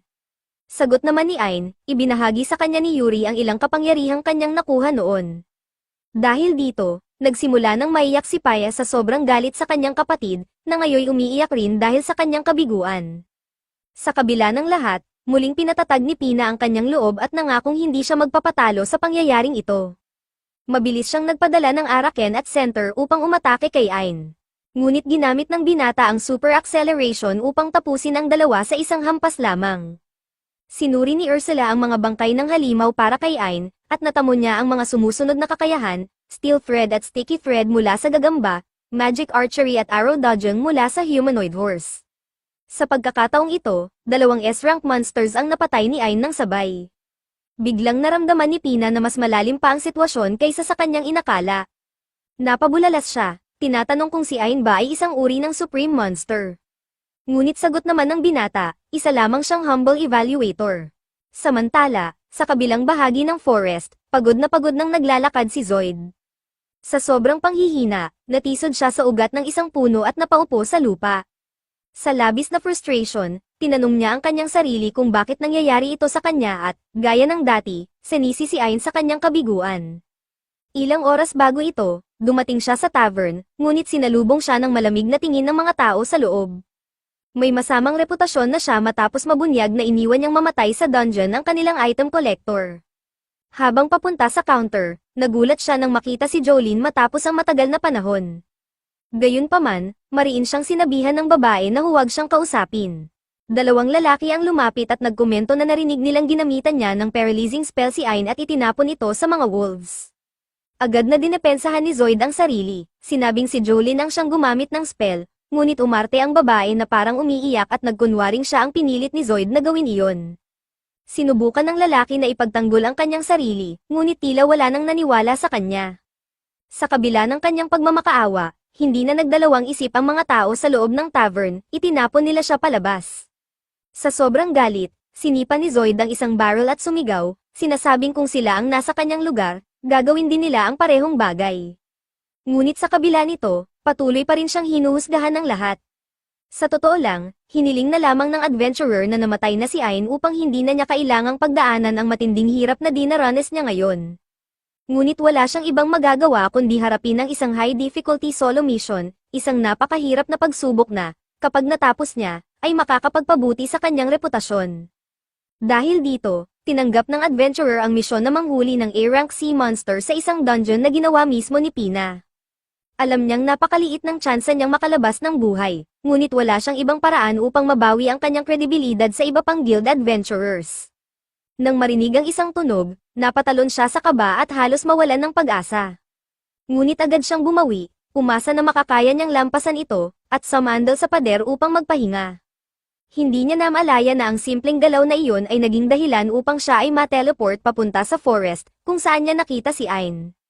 Nang mapagtanto niyang nasa isang secret dungeon siya, alam ni Zoid na kailangan niyang labanan ang mga halimaw na kasing tindi ng mga Hellhounds. Wala siyang ibang pagpipilian kundi patunayan ang kanyang sarili. Ngunit sa sandaling magsimula siyang maglakbay sa kagubatan, bigla siyang nahulog sa isang hidden hole na puno ng matutulis na spikes. Sa kanyang pagbagsak, tiniyak niyang ito na ang kanyang katapusan. Ngunit, sa halip na mamatay, bigla siyang bumagsak pabalik sa simula ng dungeon. Sa sandaling iyon, ipinaliwanag ni Pina na sa dungeon na kanyang idinisenyo, hindi namamatay ang sinumang lumahok. Ibig sabihin, maaari siyang sumubok muli hanggat gusto niya. Dahil dito, sinabing wala na siyang takot at patuloy siyang nagtatangkang makatawid, kahit paulit-ulitin niya ito ng 12 o kahit daan-daang beses. Matapos ang napakaraming pagkabigo, hindi pa rin siya sumusuko. Kahit sugatan at pagod na siya, patuloy pa rin niyang sinusubukan. Sa pagkakataong ito, nakasalubong niya ang isang gigantic reptile sa kanyang daraanan. Agad niyang hinugot ang kanyang sword, ngunit bago pa siya makalaban, tinamaan siya ng isang napakalakas na atake, dahilan upang mabigyan siya ng malubhang sugat sa kaliwang balikat. Sa matinding kirot, narinig ni Zoid ang tinig ng dungeon spirit na muling nagtanong kung nais na ba niyang sumuko at ma-teleport palabas. Ngunit, sa pagkakataong ito, ayaw niyang sumuko, nais niyang patunayan na kaya niya. Ngunit lumala pa ang kanyang sitwasyon nang biglang tapakan ng reptile ang kanyang kamay. Halos hindi na niya maigalaw ang katawan, wala na siyang lakas upang lumaban. Dahil dito, ipinikit na lamang niya ang kanyang mga mata at hinintay ang kanyang kamatayan. Ngunit sa halip na kamatayan, isang matinding stream of blood ang biglang tumama sa kanyang mukha. Nang imulat niya ang kanyang mga mata, nakita niya ang isang lalaki na walang kahirap-hirap na pinugutan ng ulo ang S-rank monster gamit lamang ang isang mabilis na strike. Nagpasalamat si Zoid sa kanyang tagapagligtas, nang lumingon si Ain pabalik upang tingnan ang lalaking tinulungan niya, nagulat siya nang makita kung sino ito, ang dati niyang kasama. Dumating si Ain upang sakupin ang dungeon at ninakaw ang kakayahang weapon breaker mula sa halimaw, habang si Zoid ay nilamon ng matinding galit at kahihiyan matapos siyang sagipin ng taong pinakakinamumuhian niya. Hiniling ni Ain kay Yuri na pagalingin ang sugatang lalaki, at gamit ang Water of the World Tree, agad nitong napagaling ang malalalim na sugat ni Zoid bago nagpaalam si Ain dahil nagmamadali siya. Nabigla si Zoid at tinangka siyang pigilan, ngunit bago pa siya makapagsalita, tinapak siya ni Ain sa noo at ginamit ang feint skill, dahilan upang mawalan siya ng malay. Habang bumabagsak, narinig niyang may isang trash picker na nagsabi kay Pina na sumuko na siya at kailangang alisin sa dungeon. Samantala, nagtungo si Ain sa boss gate, kung saan ipinaliwanag ni Pina na sino mang hindi makakatalo sa boss ay hindi makakakuha ng gantimpala. Naisip ni Ain na masesil ang World Tree kung papatayin niya ang kalaban, ngunit ipinaliwanag ni Ursula na hindi ito magiging problema hanggat masisira niya ang Labyrinth Core. Nang maunawaan ito, tumawid si Ain sa gate at natagpuan ang sarili sa isa pang gubat. Narinig niyang lumindol ang lupa at nakita ang isang colossal turtle na lumitaw mula sa ilalim. Gumamit siya ng sunod-sunod na fireballs, ngunit tila hindi ito nakaapekto sa halimaw. Bigla siyang inatake ng isang water ball, ngunit gamit ang super evaluation, pinabagal niya ang oras at ginamit ang parry upang ibalik ang atake, ngunit muli, walang epekto. Naisip niyang may kakaiba sa halimaw, kaya't sinubukan niyang huwag gumalaw habang inaapakan siya ng turtle, na siyang nagpatunay ng kanyang hinala, isa lang itong illusion. Dahil sigurado na siya, ginamit niya ang dispel ability, at sa isang iglap, naglaho ang turtle, ipinakita ang tunay nitong anyo, isang maliit at harmless na hayop na nagawang baguhin ang kanyang evaluation reading. Labis na nagulat si Ursula sa kung sino talaga ang nilalang na ito, ngunit nang pilitin siyang patayin ito, gumawa si Ain ng isang emosyonal na apela upang patawarin ang nilalang, na sa huli, napapayag niya ang mischievous spirit. Matapos nito, nakarating ang grupo ni Ain sa lugar ni Pina, kung saan niyakap siya ni Yuri at tinukso ng kanyang kapatid, sinasabing tila nahulog na siya para sa misteryosong adventurer. Sa huli, inamin ni Pina na gusto na niyang lumabas sa ilalim ng lupa at sumama sa grupo ni Ain, kapalit ng pagbibigay niya ng kanyang spiritual core. Dahil dito, pumayag ang lahat, at opisyal nang naging bahagi ng team si Pina. Sa parehong sandali, ang turtle ay biglang nagpakita ng kanyang human form at ipinakilala ang sarili bilang si Raim, ang guardian ni Pina at anak ng Black Turtle, isa sa 4 sacred beasts. Matapos itong sabihin, tinawag niya si Ursula na, Little Ursula, na labis na ikinagulat ni Ain, lalo na nang makita kung paano iginagalang ng kanyang tutor ang guardian.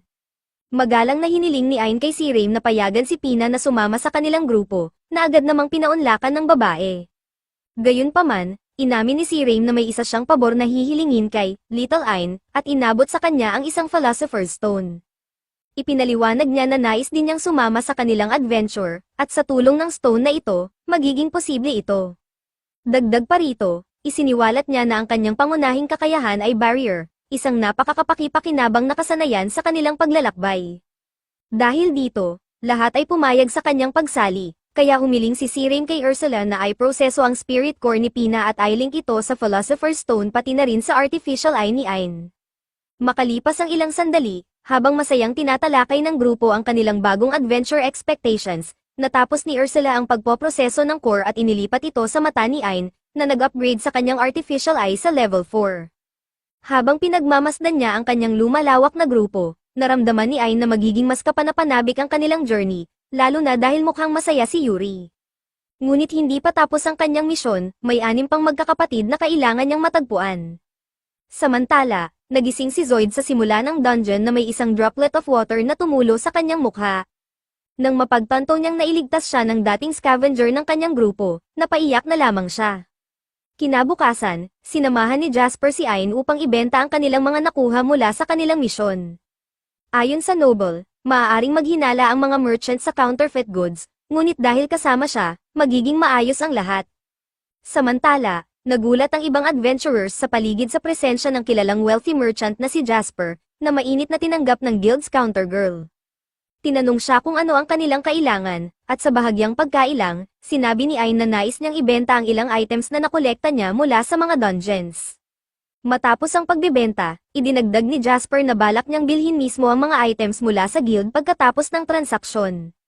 Hiniling ng receptionist ang identification ni Ain at naguluhan nang makita niyang isa lamang siyang F-rank evaluator, isang antas na halos imposibleng makapatay ng malalakas na monsters. Sa labis na pagdududa, tinanong niya si Jasper kung nalilinlang lamang siya. Bukod pa rito, ang mga nakapaligid na adventurers ay agad na humusga kay Ain dahil sa kanyang mababang ranggo, kaya't hiniling ni Jasper na ipakita niya ang mga dala niyang items. Agad namang inilabas ni Ain ang emblem sa kanyang kamay at itinapon ang mga material sa counter, dahilan upang mamangha ang lahat, lalo na nang makita nila ang Immortal King's Skull na nasa gitna ng bunten. Gayunpaman, dahil sa kanyang mababang adventurer rank, naniniwala ang karamihan na ninakaw lamang niya ang mga items, dahilan upang lalo siyang makaramdam ng sama ng loob. Ito mismo ang dahilan kung bakit ayaw niyang pumunta sa guild, upang maiwasan ang panghuhusga at pangmamaliit. Ngunit sa gitna ng kaguluhan, isang babae ang biglang pumasok sa guild at inutusan ang lahat na itigil ang kanilang walang kwentang paghuhusga. Aniya, hanggal ang pagbabase sa isang tao batay lamang sa kanyang posisyon sa guild. Sa sandaling ito, laking gulat ng lahat nang mapagtanto nilang ang babaeng ito ay si Megan, ang guildmaster ng kabisera. Lumapit siya kay Ain at sinuri ang kanyang kakaibang mata, dahilan upang matakot ang binata na baka natuklasan nito ang tunay na kalikasan ng kanyang artificial eye. Samantala, ginamit ng receptionist ang Eye of Truth upang suriin ang mga items at kinumpirmang tunay ang mga ito. Dahil dito, napilitan ang lahat ng adventurers sa paligid na lunukin ang kanilang mga maling paratang laban kay Ain. Ginamit ni Jasper ang pagkakataong ito upang idiin na sapat ang lakas ni Ain upang talunin ang mga halimaw na ito, kaya't agad na humingi ng paumanhin ang countergirl sa kanyang maling paghusga. Hiniling din ni Megan kay Ain na patawarin ang empleyado, sabay paliwanag na paparusahan niya ito sa paghusga sa iba batay lamang sa kanilang trabaho.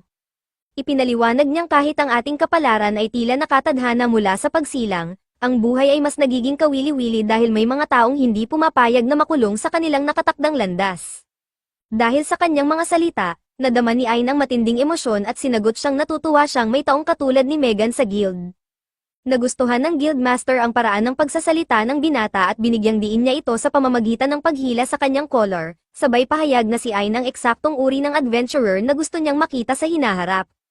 Habang papaalis, ramdam niyang muling magtatagpo ang kanilang landas balang araw. Samantala, hiniling ng countergirl kay Ain na maghintay sa waiting room habang tinatansya ang presyo ng kanyang mga items. Ngunit bago pa ito matapos, tinanong ni Jasper kung maipapakita na ni Ain ang mga items na kanyang nakuha mula sa secret dungeon. Sa narinig na ito, biglang nagkagulo ang mga empleyado at mga adventurers, sabik na malaman kung sino talaga ang batang ito, dahil ang secret dungeon ay isang pagsubok na kakaunti lamang ang may kakayahang mapagtagumpayan. Ngunit dahil hindi sanay sa ganitong uri ng atensyon, biglang kinabahan si Ain at mabilis na tumakas. Kinagabihan, nagbabad siya sa isang well-deserved bath upang magpahinga at magnilay-nilay. Sa kabila ng lahat, bagaman labis niyang kinamumuhian ang pagiging minamaliit, hindi rin niya hinahangad na gawing sentro ng atensyon. Habang nagpapahinga sa men's bath, biglang lumitaw si Yuri at nagkomento kung gaano kaganda ang gabi. Nabigla si Ain at hindi kaagad nakasagot, lalo na nang mapansin niyang hindi lang si Yuri ang naroon, lumutang din sa tubig si Pina at pabirong binanggit kung gaano siya kasabik nang makita ang kanyang kapatid sa paraang, as nature intended. Agad niyang tinanong kung bakit naroon ang dalawa sa men's bath, at ipinaliwanag ni Pina na bilang nature spirits, hindi sila dapat pilitin na sundin ang mga panuntunan ng tao. Kung hindi pa yun sapat, dumating si Harold Love upang pag-alitan si Ain dahil sa maling parte ng katawan ng kanyang anak na tila napansin niya. Dahil sa gulong ito, napilitang lumabas ng paliguan si Ain nang mas pagod pa kaysa noong pumasok siya. Habang nagpapahinga, huling lumapit sa kanya si Raim, na nagsabing matagal na siyang hindi nakakakita ng ganito kasayang samahan, kaya tama lamang naiwan niya si Pina sa pangangalaga ni Ain. Tinanong ng binata kung si Pina ay parang anak ni Raim, at kinumpirma niya ito. Ipinaliwanag na ang mga guardians ang lumikha ng mga spiritual cores, at ang mga egos na nakapaloob dito ay ang mga dalaga. Nangangahulugan ito na si Raim ay tunay ngang ina ni Pina. Dahil dito, naisip ni Ain kung may iba pang pairs maliban kay Yuri at Ursula, at sinagot siya ni Raim na mayroong 7 lamang. Nalito si Ain dahil narinig niyang ang first 3 ay natuyo na matagal na ang nakalipas. Ngunit kinumpirma ng babae na hindi naman tuluyang nawasak ang spiritual core nito, at malamang nabuhay pa rin ang kanilang first spirit, si Echidna, ang panganay sa magkakapatid. Gayunpaman, walang nakakaalam kung nasaan siya o kung nasaan ang mga dungeons na nagtataglay ng iba pang mga puno. Sa kabila nito, determinado si Ain na ipagpatuloy ang kanyang paghahanap, lalo na dahil marami siyang utang na loob kay Yuri at nais niyang tulungan itong muling makasama ang kanyang pamilya. Napansin ni Raim na taglay ni Ain ang isang pambihirang kakayahan, ang pag-uugnay ng mga tao, anuman ang kanyang lakas o iba pang kasanayan. Kinabukasan, nagtungo si Ain sa isang pulong kasama si Jasper upang kumuha ng impormasyon, ngunit nagulat siya sa presensya ni Megan, ang Guildmaster. Ipinaliwanag ni Megan na may isang misyon na tanging si Ain lamang ang maaaring gampanan, ang Behemoth, isa sa makapangyarihang sinaunang dragons na nilikha ng Demon Lord Mikarin. Matapos masil ang Demon Lord, nagkubli ang dragon, ngunit para sa hindi maipaliwanag na dahilan, bigla itong lumitaw upang umatake sa mga traders at caravans na dumaraan sa lugar. Dahil dito, nais ni Megan na harapin ni Ain ang Behemoth sa isang opisyal na SS rank task. Nagbabala si Jasper na maaari siyang mamatay sa misyon na ito, at pinagsisihan pa ang sinabi niyang ayaw na niyang makisali sa guild, ngunit sa kabila nito, buong tapang na tinanggap ni Ain ang hamon, alam niyang mahirap ang sitwasyon ng guild. Sa saya ng balita, pinuri ni Jasper ang kanyang kaibigan, sinasabing may malakas at marangal na puso si Ain na bagay sa kanyang kapangyarihan. Samantala, hindi nagulat si Megan, inaasahan na niya ang ganitong sagot mula sa binatang nakapukaw ng kanyang interes. Telepathically, kinomentuhan ni Ursula kung gaano nakahinag ang pananaw ni Ain sa buhay, habang formal namang binati siya ni Guildmaster Megan at sinabing umaasa siya sa kanya. Sa pagsisimula ng misyon, matapang na hinarap ng adventurer ang matinding init ng disyerto. Sa kabila ng paghihirap, kinumpirma ni Ursula na malapit na ang Behemoth. Ipinaliwanag niya na ang halimaw na ito ay isang Earth Dragon na may kakayahang sumipsip ng magic spells, gamitin ang enerhiya ng mga ito para sa sarili, at kaya ring gawing matatalim na bala ang hangin, na tinatawag na spiral bullets. Matapos marinig ito, napagtanto ni Ain na limitado ang kanyang mga opsyon at kailangan niyang gumamit ng sword skills sa halip na magic. Sa araw, nagtatago ang Behemoth sa ilalim ng buhangin, at trabaho ni Ain na pilitin itong lumabas. Bilang bahagi ng kanyang plano, ginamit niya ang Nova Strike, lumikha ng isang napakalalim na crater sa buhangin, na halos umabot sa kailaliman ng impyerno. Mula sa kailaliman, lumitaw ang halimaw, galit na galit at nais malaman kung sino ang insolent human na naglakas loob gambalain ang kanyang pagtulog. Sa harap ni Ain, tumambad ang isang nilalang na hindi kailanman nakaranas ng pagkatalo. Mula nang bigyan ito ng buhay ng Demon Lord, wala pa itong nakasagupa na mas malakas kaysa sa kanya, kaya't ang kanyang napakalawak na kapangyarihan ay sapat upang talunin ang sinumang hamon sa mundong ito. Sa katunayan, ito mismo ang dahilan kung bakit siya ay nababato, wala pang nakalaban na nagbigay sa kanya ng tunay na hamon. Gayunpaman, nang mapansin niyang kayang gumamit ni Ain ng medyo malalakas na spells, napangiti ang Behemoth, kahit hindi epektibo sa kanya ang magic, mukhang magiging kawili-wili ang labanang ito. Habang nag-uusap, Kinwestiyon ng Behemoth kung sino si Ain para hamanin ito. Sa sagot ng binata, formal niyang ipinakilala ang sarili at kinumpirmang narito siya upang talunin ang halimaw. Sa halip na matakot, tumawa ng malakas ang Earth Dragon, pinaalalahanan siyang ito mismo ay nilikha ng Demon Lord. Gayunpaman, walang takot na sagot ni Ain na kung ganoon, marahil hindi rin ganoon kahirap talunin ang Demon Lord mismo. Dahil sa matapang na komento ng binata, nagsimulang manginig sa galit ang Behemoth at walang pag-aalinlangang nagpakawala ng sunod-sunod na spiral bullets. Sa kabila nito, tiniyak ni Ain na walang saysay ang lahat ng pagsisikap ng halimaw. Sa pag-aakalang tiyak ang tagumpay sa kanyang pabor dahil sa buhanging lupain, patuloy na umatake ang Behemoth, ngunit sa mabilis na dodging ni Ain, nagawa niyang makalapit at putulin ang kaliwang braso ng halimaw, isang katawan na kasing tibay ng Orichalcum. Ngunit hindi nagpadala ang Behemoth, sa halip, lumusong ito sa ilalim ng lupa upang sorpresahin ang binata, labis ang tiwala nitong hindi mahuhulaan ni Ain ang kanyang susunod na galaw. Sa isang biglaang pagsalakay mula sa ilalim, nilamon ng Behemoth ang binata ng buo. Ngunit sa halip na mamatay sa loob ng kanyang katawan, agad na nagpalabas si Ain ng isang ultimate spell, na nagresulta sa isang matinding pagsabog sa ulo ng halimaw. Sa kabila ng matinding pinsala, nanatiling buhay ang Behemoth at sa pamamagitan ng kanyang durog na mata, nakita niya si Ain. Dito niya napagtanto, hindi ito ang tingin ng isang taong nilamon, kundi ang titig ng isang devourer. Sa sandaling iyon, unang beses niyang nauunawaan ang konsepto ng pagkatalo. Habang nakahandusay at ang kanyang balat ay halos wala na, tinanong ng Behemoth kung paano siya natalo. Ipinaliwanag ni Ain na ginamit niya ang kanyang assessment ability, at nalaman niyang kaya lamang sumipsip ng magic ng Behemoth sa pamamagitan ng kanyang panlabas na balat. Kaya sa halip na atakehin ito mula sa labas, ginamit ni Ain ang kanyang ultimate spell sa loob mismo ng katawan nito. Idinagdag pa niya na hindi rin siya nadamay sa pagsabog dahil gumamit siya ng isang barrier bago pa ang pagsabog. Pagkatapos, tinanong niya ang Behemoth kung hindi ba niya napansin ang illusion spell na ginamit niya noong una silang nagkita. Sa katunayan, matapos sumisid sa ilalim ng lupa ang Behemoth, ang hinahabol lamang nito ay isang mirage ni Ain. Kung talagang isang makapangyarihang halimaw ito, dapat ay napansin niyang ilusyon lang iyon, kaya't ayon kay Ain, natalo siya dahil sa kanyang arogansya laban sa mga tao. Sa wakas, habang ang kanyang katawan ay unti-unting naglalaho at natutunaw na parang itim na buhangin sa hangin, naranasan ng Behemoth ang mga damdaming matagal na niyang gustong maramdaman, sakit, paghihirap, matinding pighati, at ang unang pagkatalo sa kanyang buhay. Habang unti-unting naglalaho ang Behemoth, hindi nito inakalang napakahirap dalhin ang bigat ng kamatayan, lalo na ang matinding takot na parang isang kabayong pababa sa isang matarik na burol. Matapos ang laban, tinanong ni Ursula kung bakit tila naguluhan si Ain, at inamin niyang bagamat masama ang Behemoth, iniisip niya kung paano ito magiging kung hindi ito nilikha ng Demon Lord. Kasabay nito, napaisip din siya kung paano magiging ang kanyang buhay kung hindi niya nakilala ang World Tree. Sa kanyang walang pasensyang paraan, sumagot si Ursula na kahit sa ibang pagkakataon, hindi kailanman magbabago ang kalikasan ng ganoong nilalang. Pinayuhan siya nito na suriin ang mga kakayahang kanyang nakuha, at nang gawin niya ito, nagulat siya sa kalidad ng mga kasanayang natutunan niya, kabilang ang spiral bullets.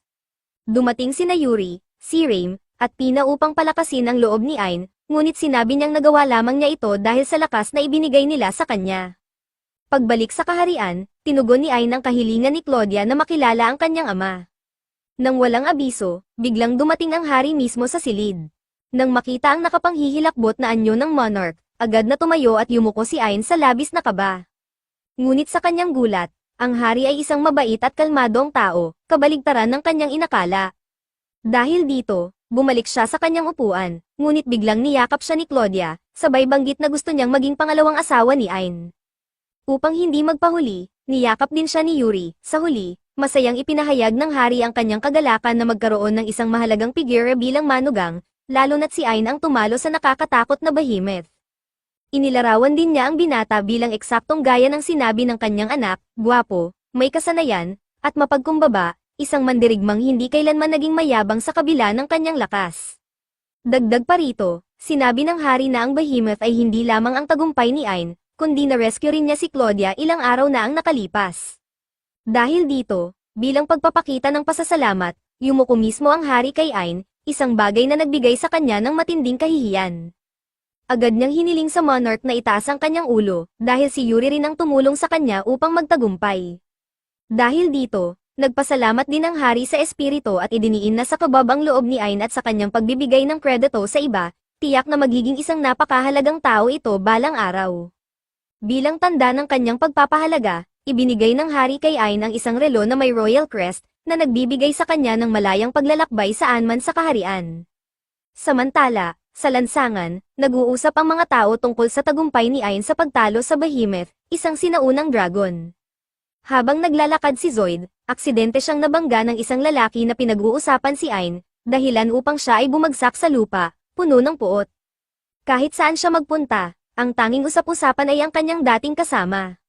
Dahil dito, nag-isip siya kung mas mabuting nanatili na lamang siya sa pagiging isang garbage collector, upang mapanatiling mahina si Ayn. Sa puntong ito, lumitaw ang isang nature spirit na nagngangalang Midna, na inalok siyang tulungan sa kanyang madilim na balak. Nagising si Yuri mula sa isang napakagandang pagtulog nang pumasok si Pina sa kanyang kwarto. Kagagaling lang nito sa shower, kaya tinulungan siya ni Yuri na patuyuin ang kanyang buhok. Habang ginagawa ito, nabanggit ni Yuri ang kanyang pag-aalala kay Ayn, hindi pa ito nagigising simula nang huli siyang lumaban, kaya pakiramdam niya ay may mali rito. Ngunit sinabi ni Pina na huwag siyang mag-alala dahil malamang na sobrang exhausted lang si Ayn sa lahat ng laban na pinagdaanan niya nitong mga nakaraang araw. Pero kung talagang gusto ni Yuri na mapabuti ang pakiramdam ni Ayn, iminungkahi ni Pina na ipagluto niya ito ng isang masarap na pagkain na kakainin pag nagising ito. Siguradong maa-appreciate ito ni Ayn. Naisip ni Yuri na magandang ideya ito, kaya sinabi ni Pina na dapat silang mamili ng mga sangkap bago pa magising si Ayn. Ngunit nag-aalinlangan si Yuri na lumabas nang walang kasama si Ayn, dahil maaaring maging delikado sa labas. Pero ano nga ba ang tsansa na may mangyaring masama sa isang beses na aalis sila nang wala si Ayn? Samantala, si Ayn ay nananatiling walang malay sa kama habang binabangungot. Nakikita niya ang mga alaala ng kanyang nakaraang buhay bilang si Zos Pak M, kung paano siya palaging tinatrato na parang basura, kahit anong gawin niya. Sa tuwing minaliit o minaltrato siya ni Zoid, tinanggap na lang niya ito ng may ngiti sa kanyang mukha, parang isang ganap na hanggal. Pagkatapos, nagkaroon siya ng isa pang bangungot, isang pangitain kung saan siya ay kinakain ng hellhounds ng buhay. Alam niya na ito ang magiging kapalaran niya kung hindi niya nakilala sina Yuri at Ursula. Lahat ng kanyang insecurities ay nagsimulang mag-anyong anino ng kanyang dating mahinang sarili, at sinabi nito sa kanya na gaano man siya magpursige, hindi niya kailanman mababago ang kanyang tunay na likas na pagkatao. Nagising si Ayn na sumisigaw mula sa kanyang bangungot at nakita niyang nakaupo si Ursula sa tabi ng kanyang kama. Sinabi nito sa kanya na matagal na siyang tulog, kaya nagsimula ng mag-alala sina Yuri at Pina. Ngunit nang mabanggit ang dalawa, agad niyang tinanong kung nasaan sila. Ipinaliwanag ni Ursula na lumabas sina Yuri at Pina upang mamili. Nag-alala si Ayn dahil hindi niya gustong lumabas sila nang walang kasama upang protektahan sila. Ngunit sinabi ni Ursula na walang dapat ipag-alala, dahil sinusubaybayan niya ang kanilang kinaroroonan in real time. Kaya kung may mangyari man, madali silang makakarating upang tumulong. Para sa ngayon, pinayuhan niya si Ayn na magpahinga pa ng kaunti, dahil halatang nagkaroon siya ng masamang panaginip. Sa puntong iyon, ibinahagi ni Ayn ang kanyang panaginip, na pagtanto niyang kung hindi niya nakilala sina Ursula at Yuri, o kung hindi siya tinulungan ni Ursula dahil kay Yuri, malamang ay naging pagkain na siya ng halimaw. Naiisip niya na puro swerte lang ang naging buhay niya, at sa kaibuturan ng kanyang puso, pakiramdam niya ay wala pa rin siyang halaga, isa lang siyang worthless appraiser. Samantala, hindi pa rin makapaniwala si Zoid sa alok na natanggap niya mula kay Echidna. Tinanong niya ito kung seryoso ba itong tutulungan siyang maghiganti kay Ayn. Sa puntong ito, ipinaliwanag ni Echidna ang tungkol sa Spirit Eyes.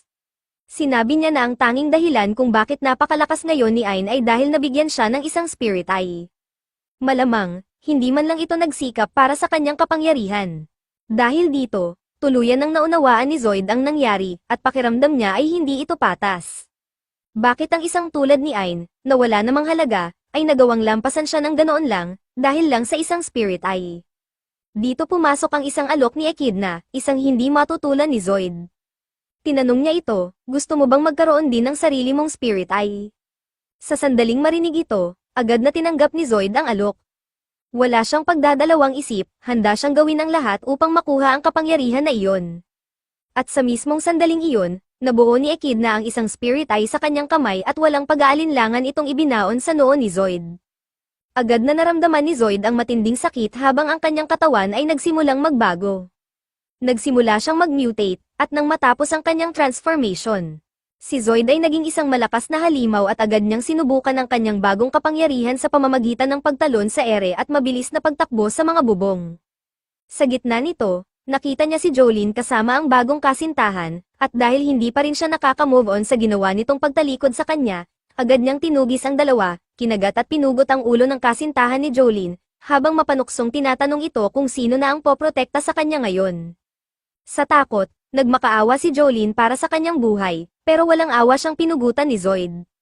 Samantala, sina Pina at Yuri ay nasa bayan nang marinig nila ang malakas na pagsabog at makita ang mga taong nagtatakbuhan mula sa isang halimaw na nagwawala. Habang tumutulong si Yuri sa isang batang nasugatan, patuloy namang winawasak ni Zoid ang lungsod, habang si Echidna ay natutuwa sa kaguluhang dulot nito. Pero sa tingin ni Echidna, oras na upang magtrabaho si Zoid, kailangan niyang patayin ang iba pang spirits upang mawalan ng kapangyarihan si Ain at bumalik ito sa pagiging mahina. Nasabik si Zoid sa ideyang ito at agad niyang tinunton ang pinakamalapit na spirit, si Yuri mismo. Muntik na niyang patayin si Yuri gamit ang isang suntok, pero sa huling segundo, iniligtas siya ni Pina sa pamamagitan ng isang barrier at mabilis na hinayla palayo. Sinubukan ni Zoid sirain ang barrier ngunit hindi ito matibag, kaya ipinaalala ni Echidna sa kanya ang espesyal na kapangyarihan niya, ang anti-spirit arts. Gamit ito, nakapag-ipon siya ng enerhiya at nagawang wasakin ang barrier sa pamamagitan ng matatalas niyang kuko. Mabilis niyang hinabol sina Yuri at Pina at sa muling pag-atake, napakadali niyang binasag ang pangalawang barrier ni Pina, na nagdulot ng matinding takot dito. Tumayo si Yuri sa harapan ni Pina upang protektahan ito, ngunit siya mismo ang nadakip ni Zoid, na nagbabalak na patayin siya sa mismong sandaling iyon. Sa huling segundo, dumating si Ain at mabilis na umatake, pinilit na pakawalan si Yuri. Kasabay nito, humingi ng paumanhin si Ursula sa kanilang pagkatagal, ngunit sinabi ni Ain na mas mahalagang bumalik sila sa ligtas na lugar. Sinubukan ni Ain na i-appraise ang halimaw, ngunit walang lumabas na impormasyon dahil sa isang napakalakas na consuming spell, na naging dahilan upang magtanong si Ursula kung sino ang nasa likod ng lahat ng ito. Muli, sumugod ang halimaw kay Ain, ngunit naiparada ito ng huli at agad niyang pinalipad palayo gamit ang kanyang lakas. Habang bumalik ang halimaw para sa panibagong pag-atake, sinubukan ni Ain na gumamit ng isang barrier upang harangan ito, ngunit tulad ng nangyari kay Pina, napakadali nitong binasag ni Zoid. Nasaktan si Ain mula sa huling pag-atake kaya agad siyang ininsulto ng halimaw, at nang marinig niya ang boses nito, napagtanto niyang si Zoid pala ang nasa likod ng nakakatakot na anyong ito. Kumpirmado ni Zoid na siya nga iyon at ipinagmamalaki niyang nakuha rin niya ang basbas ng isang spirit, kaya kasing lakas na siya ni Ain. Nagtaka si Ain kung paano ito nangyari, ngunit habang iniisip niya iyon, biglang sinamantala ni Zoid ang pagkakataon at sinuntok siya papunta sa isang pader. Sinundan ito ng isang matalim na slash, pero mabilis na umiwas si Ain at naglagay ng distansya sa pagitan nila. Nagtanong si Ursula kung bakit hindi pa lumalaban si Ain, ngunit kahit na naging isang halimaw si Zoid, isa pa rin siyang tao sa mata ni Ain, at hindi niya kayang pumatay ng isang tao, kahit pa ito ay isang walang kwentang traidor.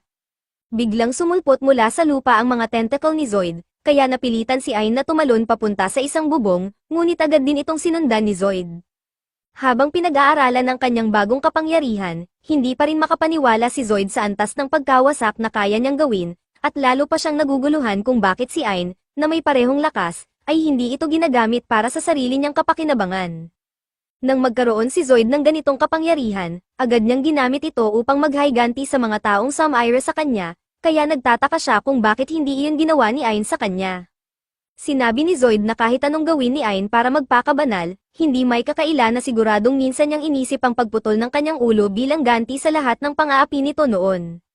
Sinubukan ni Ain na itanggi ito, ngunit biglang lumitaw ang kanyang sariling anino upang ipaalala sa kanya ang mga taong minata siya sa pagiging isang worthless appraiser.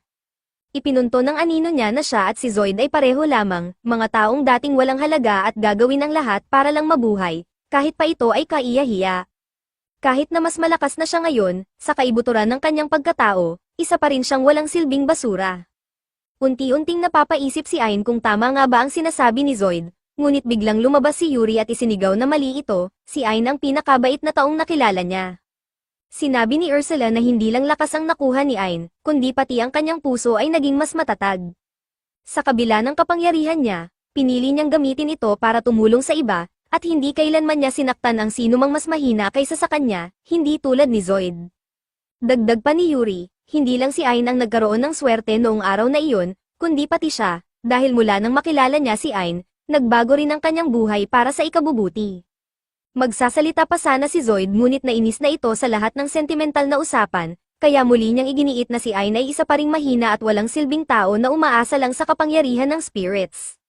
Ngunit sa pagkakataong ito, hindi na naapektuhan si Ain ng mga salita niya, hindi na siya ang dating Ain na madaling matinag. Inamin ni Ain na ang tanging dahilan kung bakit siya malakas ngayon ay dahil tinulungan siya ni Yuri at Ursula, at iyon ay isang hindi maitatangging katotohanan. Ngunit kahit ganoon, alam niyang naniniwala sa kanya ang mga kaibigan niya, kaya ipapangako niyang mamumuhay siya ayon sa kanilang mga inaasahan. Habang sinasabi niya ito, isang matinding enerhiya ang nagsimulang bumalat sa kanyang katawan at tuluyang pinawi ang anino ng kanyang insecurities, na nagbigay sa kanya ng mas mataas na antas ng kapangyarihan. Matapos niyang tanggapin ang kanyang sarili, si Ain ay tuluyan ng naging isang opisyal na spirit guardian, nangangahulugang kayanan niyang gamitin ang 100% ng kanyang spirit power. Kaya nang muling umatake si Zoid, hindi lang niya basta naiwasan ang atake, madali niyang nabasa ito at na-counter kaagad. Hindi makapaniwala si Zoid na ganoon kadaling nasalag ni Ain ang kanyang atake, at ngayon ay unti-unting nilalapitan siya nito, may nakakaawang tingin sa kanyang mga mata. Ayaw ni Zoid na tingnan siyang ganoon, kaya agad siyang tumayo at sumugod muli, ngunit sa pagkakataong ito, hindi na nagparada si Ain, sa halip, naglagay lang siya ng barrier at nanatiling nakatayo. Tinawanan siya ni Zoid at sinabing walang silbi ang barrier dahil kaya niyang batasin ito gamit ang anti-spirit arts. Ngunit laking gulat niya nang makita niyang tumalbog lang ang kanyang atake sa barrier ni Ain. Napagtanto ni Zoid na ang biyayang natanggap niya ay 10% lamang ng kapangyarihan ng spirit, samantalang si Ain ay gumagamit na ngayon ng 100% ng kanyang spirit power, isang labang wala siyang tsansang manalo. Sa labis na pagkadismaya, sumigaw si Zoid at humingi ng mas maraming kapangyarihan mula kay Echidna. Dahil naaaliw siya sa laban, pinagbigyan siya nito at binigyan pa ng kaunting dagdag na lakas, na nagresulta sa lalo pang pagbabago ng katawan ni Zoid. Ngunit sa pagkakataong ito, handa na si Ain na tapusin ang laban. Sumugod si Zoid, ngunit bago pa siya makalapit, itinaas ni Ain ang kanyang espada at pinalabas ang isang matinding atake na tuluyang sumire sa spirit eye ni Zoid. Sa pagtatapos ng laban, bumalik si Zoid sa kanyang anyong tao at nagulat nang makita si Ain na nakatayo sa harapan niya, may iniabot na kamay, isang senyales ng awa at pagpatawad. Galit na galit si Zoid sa kung paano laging nagpapakataas si Ain, laging nag-aalok ng tulong sa iba kahit na sa tingin niya ay mahina ito. Ngunit para kay Ain, wala namang masama sa pagtulong sa iba kahit na mahina ka. Kung siya mismo ay nagawang magbago at maging taong siya ngayon, maaaring magbago rin si Zoid, kailangan lang niyang magsimulang lumakad sa tamang landas. Sa wakas, tumagos sa puso ni Zoid ang mga salita ni Ain, kaya tinanggap niya ang kamay nito. Ngunit kahit na nagbago na ang pananaw niya, hindi mababago ang katotohanang pinugutan niya ng ulo ang 2 tao at winasak ang lungsod, kaya diretso siya sa kulungan ng matagal na panahon. Nalulungkot si Ain para kay Zoid, dahil halatang sinamantala ng kung sino man ang kanyang emosyon at binigyan siya ng spirit powers, pero ang tanong, ano ang motibo ng misteryosong spirit na ito? Kinagabihan, bumalik si Echidna sa lungsod at pinulot ang shattered spirit eye ni Zoid, dahil nakapag-record ito ng buong laban, kaya ngayon ay may access na siya sa battle data ni Ain. Lahat ay nangyayari ayon sa kanyang plano, maliban sa isang bagay, at iyon ay ang pagkaligtas ni Zoid sa laban. Sa huling atake ni Ain, inihalo niya ang cleansing power ni Yuri, kaya sa halip na patayin si Zoid, tinanggal lang nito ang kanyang halimaw na anyo. Ngunit ngayon, may panganib na maaaring sabihin ni Zoid sa iba ang tungkol sa kanyang pagkikita kay Echidna, kaya agad niyang tinanggal ang mga alaala nito, dahil hindi siya maaaring hayaang hadlangan sa kanyang layunin, ang muling pagbuhay sa Demon Lord Mikarin. Samantala, sa ibang dako, nakaupo si Ain at tahimik na umiinom ng tsaa, nang biglang lumapit si Yuri na halatang kinakabahan. May gusto siyang hilingin kay Ain, isang halik, natigilan si Ain sa narinig at agad siyang nanigas sa gulat, kaya tinanong niya si Yuri kung nagbibiro lang ito. Ngunit seryoso si Yuri, biglang sumulpot si Ursula sa likuran ni Ain at ipinaliwanag na, kahit hindi siya sang-ayon dito, ang halikan ay isang mahalagang ritual ng kontrata sa pagitan ng isang guardian at ng kanyang spirit. Sa madaling salita, kailangan talaga itong gawin ni Ain. Hanggang ngayon, hindi pa ganap na matatag ang koneksyon nila ni Yuri, kaya siya ang nagdadala ng bigat upang hindi mahirapan si Ain. Ngunit ngayong opisyal na siyang isang spirit guardian, kinakailangan nilang tapusin ang ritual upang ganap na maitatag ang kanilang koneksyon. Dahil kinakailangan talaga ng halik upang matapos ang ritual, humarap si Ain kay Yuri, ngunit agad niyang napansin sina Kahim at Pina na nakatingin sa kanila. Sinabi ng dalawa na huwag na silang pansinin at ituloy na ang halikan, ngunit hindi kayang gawin ni Ain ang isang bagay na ganito kahihiyan habang may nanunood. Sa puntong ito, sumagot si Ursula at ipinagtabuyan sina Pina at Kahim palabas ng silid, dahil halatang hindi makapag-focus si Ain. Ngunit nagtaka si Pina kung bakit parang wala lang kay Ursula ang ideyang may lalaking hahalik sa kanyang anak. Sinagot siya ni Ursula na wala siyang dapat ipag-alala dahil hindi naman estranghero si Ain, pero binigyan niya ito ng matinding babala, kung susubukan niyang lumampas sa halik, hindi niya ito mapapatawad. Sa wakas, iniwan nilang dalawa sina Ain at Yuri sa loob ng silid. Habang nakapikit na si Yuri at handang tumanggap ng halik, yumuko si Ain upang gawin ito. Ngunit bigla siyang nadapa, sa halip na sa labi, ang noo ni Yuri ang kanyang nahalikan. Sa kabila ng kanyang pagkakamali, umapaw pa rin ang kapangyarihan ni Ain, at muli niyang na-unlock ang isa pang antas ng kanyang spirit eye. Ngunit kahit na ito ay nagkaroon ng epekto, naiinis pa rin siya sa kanyang sarili dahil sa maling paghalik, samantalang sobrang saya naman ni Yuri sa nangyari. Samantala, si Echidna ay naglakbay papunta sa kastilyo ng Demon Baron Falco upang magbigay ng isang misyon. Gusto niyang ipapatay ang isang lalaking tao, wala namang problema kay Falco ang pagpatay ng isang mortal, ngunit hindi niya maintindihan kung bakit siya pa ang inutusan para sa isang tila walang halagang gawain. Ipinaliwanag ni Echidna na bagaman hindi mukhang delikado si Ain, siya ang taong nagawang talunin ng isang behemoth. Ngunit sa paningin ni Falco, hindi naman iyon kahanga-hanga, dahil kaya rin niyang gawin iyon. Gayunpaman, dahil kay Echidna siya may utang na loob, tinanggap niya ang misyon at binuksan ang isang portal patungo sa mundo ng mga tao. Ang kanyang kakayahan ay tinatawag na Gale Wind, na nagbibigay sa kanya ng kakayahang lumipad sa supersonic speed, na nagiging dahilan upang hindi siya makita ng hubad na mata. Sa loob ng kanilang lipi, si Falco ang pinakamabilis na Demon Noble. Habang papalapit siya sa kinaroroonan ni Ain, nakita niyang lumabas ito sa balkonahe, kaya tumigil siya sa harap ng binata upang magpakilala. Ngunit bago pa niya matapos ang kanyang sinasabi, agad siyang pinutol ni Ain, na halatang walang interes makipag-usap. Sinabi nitong masyado ng gabi para makipagtalo sa isang nakakainis na ibon, kaya tinanong niya kung maaari na lang itong bumalik sa ibang araw. Lubos na nainsulto si Falco, kaya sumugod ito sa pinakamabilis niyang bilis, balak laslasin si Ain gamit ang kanyang matatalim na talon. Ngunit sa isang iglap, napalipad siya sa ere matapos siyang sampelan ni Ain.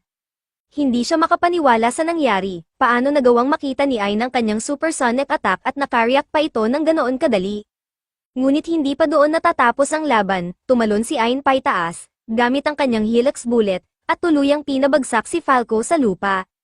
Pagbagsak niya, wala na siyang buhay. Matapos iyon, ginamit ni Ain ang kanyang appraisal ability upang makuha ang impormasyon tungkol sa Gale Wind, pagkatapos ay naglakad pabalik sa kanyang silid upang matulog muli.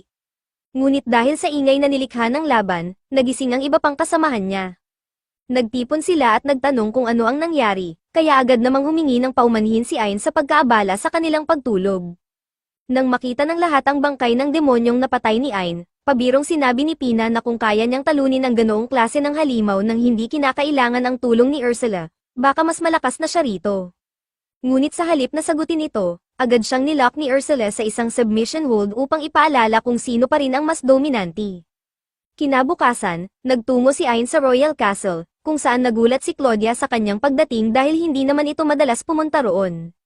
Tinanong siya nito kung ano ang pakay niya, at ipinaliwanag ni Ain na nais niyang bisitahin ang Forbidden Library ng kastilyo, dahil may mga impormasyong matagal na niyang hinahanap na maaaring naroon, lalo na tungkol sa Tree Spirits.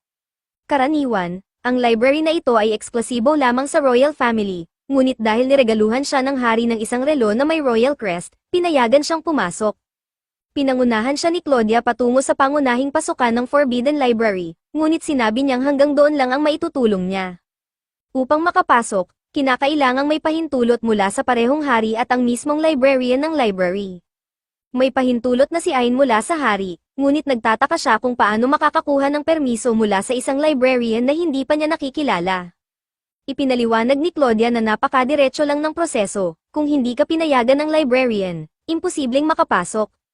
Hindi pa rin niya masyadong naiintindihan ang ibig sabihin nito, kaya sinubukan niyang pumasok. At wala namang nangyari, ipinagpalagay niya na nangangahulugan itong pinayagan na siya ng librarian, kaya sinabi niya kay Yuri na sumunod na sa kanya upang simulan ang paghahanap sa mga libro. Ngunit nang subukang pumasok ni Yuri, bigla siyang napigilan ng isang barrier. Sa isang iglap, nag-teleport si Ursula sa tabi nila, dahil bigla niyang nawala ang koneksyon niya kay Ain, at iyon ay malamang dahil sa barrier. Tinanong ni Ain kung kaya bang ay teleport ni Ursula ang sarili niya papasok, ngunit ipinaliwanag niyang sinubukan na niya, at walang epekto. Gaano man siya kasanay sa teleportation magic, hindi niya kayang lampasan ang barrier dahil tanging mga tao lamang ang maaaring makapasok. Dahil walang ibang paraan upang makapasok ang kanyang mga kasama, nagpasya si Ain na magpatuloy mag-isa at tuluyang pumasok sa Forbidden Library. Namangha si Ain sa dami ng mga libro sa loob ng Forbidden Library, isang tunay na kayamanan ng kaalaman. Habang iniikot niya ang kanyang paningin, bigla niyang naramdaman ng isang bagay na bumabagsak mula sa itaas. Nang tingnan niya ito ng mas maigi, nagulat siya nang makita na ito ay isang babae. Agad siyang sumugod pasulong at sinalo ito bago ito bumagsak sa lupa. Tinanong niya kung ayos lang ito, at nagpasalamat naman ang babae sa kanya, bagaman halatang natataranta ito dahil sa paghawak ni Ain. Pinakilala ng babae ang sarili niya bilang Alice, kaya naman ipinakilala rin ni Ain ang sarili niya at tinanong kung paano siya basta nalang nahulog mula kung saan. Ipinaliwanag ni Alice na nasa itaas lang siya, nagbabasa ng libro, nang bigla na lang siyang mahulog, masyado lang daw siyang nalibang sa kanyang binabasa. Habang pinag-uusapan nila ito, agad niyang ginamit ang kanyang wand upang ibalik ang libro sa tamang pwesto gamit ang magic. Alam niya kung saan eksaktong nakalagay ang bawat libro sa buong library, dahil siya mismo ang librarian nito. Nagulat si Ain nang marinig ito, kaya agad siyang nagpasalamat kay Alice. Nagtaka naman ito kung bakit siya nagpapasalamat, kaya ipinaliwanag ni Ain na ang tanging dahilan kung bakit siya nakapasok sa library ay dahil siya, bilang librarian, ang nagbigay ng permiso sa kanya. Dahil dito, tinanong siya ni Alice kung ano nga ba ang kanyang dahilan sa pagpunta rito. Ipinaliwanag ni Ain na may isang napakahalagang tao sa kanya, kaya gusto niyang tulungan itong hanapin ang kanyang pamilya. Naintindihan ito ni Alice, kaya ginamit niya ang kanyang magic upang kumuha ng isang libro mula sa mataas na istante. Ipinakita niya ito kay Ain at ipinaliwanag na naglalaman ito ng impormasyon tungkol sa mga secret dungeons, kaya maaaring nandito ang hinahanap niyang sagot. Habang nag-uusap sila, biglang tinanong ni Alice kung kumusta si Yuri. Nagulat si Ain at tinanong kung paano niya alam ang pangalan ni Yuri. Ipinaliwanag ni Alice na nakikilala niya ang spirit core na nasa mata ni Ain, at alam niyang ito ay pag-aari ni Yuri, dahil siya mismo ay isa rin sa mga World Tree Spirits. Makalipas ang ilang panahon, natapos na ni Ain ang pagsakop sa isang dungeon na nakalista sa librong ibinigay ni Alice, ngunit hindi ito ang tamang lugar. Sinimulan niyang pagdudahan kung tama ba ang ibinigay na libro, kaya nagpasya siyang bumalik sa library upang muling kausapin si Alice. Samantala, habang papunta si Ain, lihim siyang pinagmamasdan ni Alice gamit ang kanyang Thousand Mile Eyes ability. Nang magkita sila, tinanong siya ni Ain, kung gusto mo talagang makita sina Yuri at Pina, bakit hindi mo nalang ibinigay ang eksaktong lokasyon ng kanilang secret dungeon? Hindi ba mas mapapadali sana iyon, ngunit natatakot si Alice na makialam sa mundo sa labas. Wala siyang combat power tulad ng kanyang mga kapatid, kaya ang kaya lang niyang gawin ay manood mula sa malayo gamit ang kanyang Thousand Mile Eyes. Dagdag pa rito, punong-puno ng tao ang mundo sa labas, mga taong labis niyang kinamumuhian. Dahil ang mga tao rin mismo ang pumatay sa kanyang nakatatandang kapatid, si Echidna. Ipinunto ni Ain na hindi naman lahat ng tao ay masama, halimbawa na lang siya. Nang malaman niyang isang tree spirit si Alice, nagulat siya, ngunit hindi niya ito tinrato ng masama. Habang nag-uusap sila, biglang lumabas si Akahane, kaya tinanong ni Ain kung siya ba ang guardian ni Alice. Kinumpirma ito ni Akahane at ngumiti habang sinabing, ikinagagalak kitang makilala. Tumango si Ain at iniabot ang kamay nito para makipagkamay. Nagpasalamat si Akahane sa pagiging mabuti ni Ain kay Alice, dahil matagal na niyang hindi nakikitang ganito kasaya ang kanyang anak, kahit pa hindi ito halata sa mukha nito. Dahil isa ring tree spirit si Alice, ipinaalam ni Ain na naghihintay sa labas sina Yuri at Pina, kaya pwede na silang mag-reunite. Ngunit agad siyang pinigilan ni Akahane at ipinaliwanag na hindi iyon ganoon kadali. Bagaman dumaan si Ain sa gate ng Royal Castle, ang Forbidden Library ay hindi talaga naroroon, ito ay nakatago sa loob ng isang lihim na dungeon. Isang espesyal na gate ang nag-uugnay sa kastilyo at sa library, pero tanging mga tao lang ang maaaring dumaan rito. Bukod pa rito, may isang makapangyarihang spell na nagsisiguro na ang mga makakapasok dito ay dapat may basbas ng parehong hari at ni Alice. Ang library na ito ay naglalaman ng pinakamahalagang kaalaman sa buong kaharian, kaya bilang kapalit ng paggamit ng kapangyarihan ng World Tree upang protektahan ito, pinayagan sina Akahane at Alice na manirahan dito at basahin ang kahit anong libro na gusto nila. Ngunit kung sakaling lumampas sa gate sina Alice o Yuri, mababasag ang kontrata na matagal nang nagsisilbing pundasyon ng lugar na ito. Dahil dito, kung nais ni Ain na muling pagsamahin sina Yuri at Alice, ang tanging paraan ay hanapin niya mismo ang lihim na dungeon at pumasok sa pangunahing pasukan. Iyon ay isang posibleng opsyon, ngunit sa tingin ni Ain, mas madali kung isasama na lang niya si Alice palabas. Ngunit sinabi ni Akahane na hindi ito magiging ganoon kadali. Napakahina ni Alice, hindi niya kakayanin ang mapanganib na mundo sa labas, lalo na sa loob ng isang hostile dungeon. Bukod pa rito, halatang hindi rin talaga siya gustong umalis. Kitang-kita ni Ain sa kanyang mga mata, nais ni Alice na makita sina Yuri at Pina muli, pero masyado siyang natatakot upang harapin ang mundo sa labas. Naiintindihan ni Ain ang nararamdaman ni Alice, mahirap para sa kanya na basta na lang sumama sa isang taong kakakilala lang niya. Kaya sinabi niya rito na kung handa na itong gawin ang unang hakbang, gagawin niya ang lahat upang tiyakin na makakalabas ito ng ligtas. Ngunit dahil mahirap agad magtiwala, ipinangako niyang hahanapin niya ang secret dungeon at dadalhin niya sina Yuri at Pina kay Alice. Balik sa kasalukuyan, sinabi ni Akahane kay Alice na okay lang kung gusto niyang manatili sa library at hintayin na lang si Ain. Ngunit, alam niyang may gusto si Alice kay Ain, kaya hinimok niya itong maging totoo sa sarili niya. Maganda ang mga libro, pero may mga bagay na hindi mo matututunan maliban kung mararanasan mo mismo ang mga ito. Kung matututo siyang magtiwala kay Ain, mas marami siyang mararanasan, at kung may mangyaring masama, palagi siyang pwedeng bumalik sa library. Habang iniisip ito ni Alice, biglang dumating si Ain upang muling magtanong tungkol sa secret dungeon. Pero bago pa siya makapagsalita, itinulak siya ni Akahane palapit kay Ain upang siya na mismo ang gumawa ng unang hakbang. Lumapit si Alice kay Ain at sinabi niyang pinagkakatiwalaan niya ito, at gusto niyang makita ang mundo sa labas kasama siya. Tuwa namang tinanggap ni Ain ang kanyang desisyon, kaya binuhat niya si Alice at tumalon palabas ng library upang makalabas sila ng dungeon.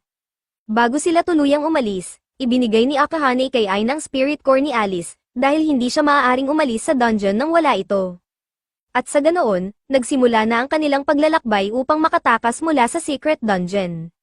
Ngunit hindi nagbibiro si Akahane nang sabihin niyang napakahina ni Alice, dahil pagkatapos lang ng ilang hakbang, pagod na agad ito.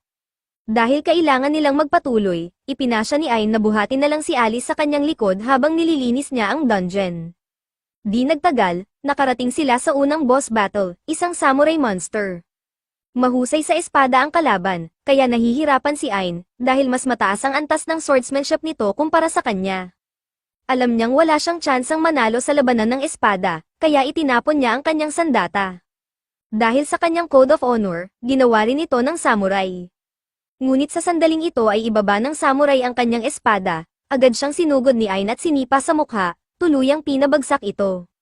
Matapos niyang talunin ng samurai, sinimulan niyang i-appraise ang mga kakayahan nito, ngunit biglang lumapit si Alice at hinawakan ang kanyang mukha.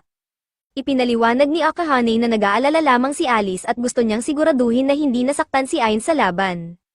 Agad naman siyang sinagot ni Ain na wala siyang dapat ipag-alala, dahil ayos lang siya.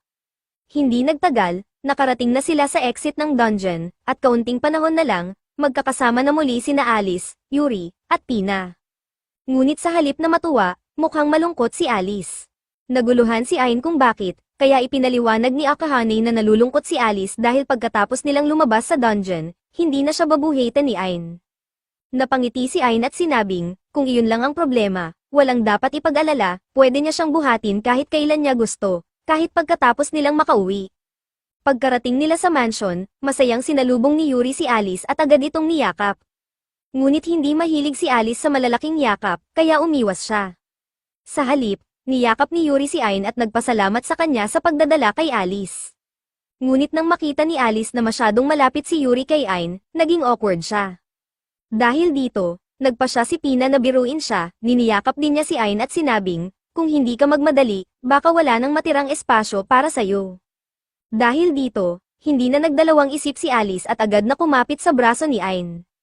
Lalo pang ginanahan si Pina sa pang-aasar, kaya tinanong niya si Alice, Bakit parang sobrang higpit ng kapit mo kay Ain, ha? Ngunit hindi man lang nagpahalatang nahihiya si Ain, diretso lang niyang sinabihan si Pina na tumigil na sa pangaasar kay Alice, pero sa kabila ng biruan, napansin ni Pina ang isang bagay, hindi man lang nag-fluster si Ain sa pangaasar niya, dahil dito, nagsimula siyang maghinala na baka talagang may gusto na si Ain kay Alice, at sa puntong ito, lahat sila ay nagsimulang tanungin si Ain tungkol dito. Ito ang pagtatapos ng episode 7. Huwag kalimutang mag-subscribe para sa susunod na bahagi.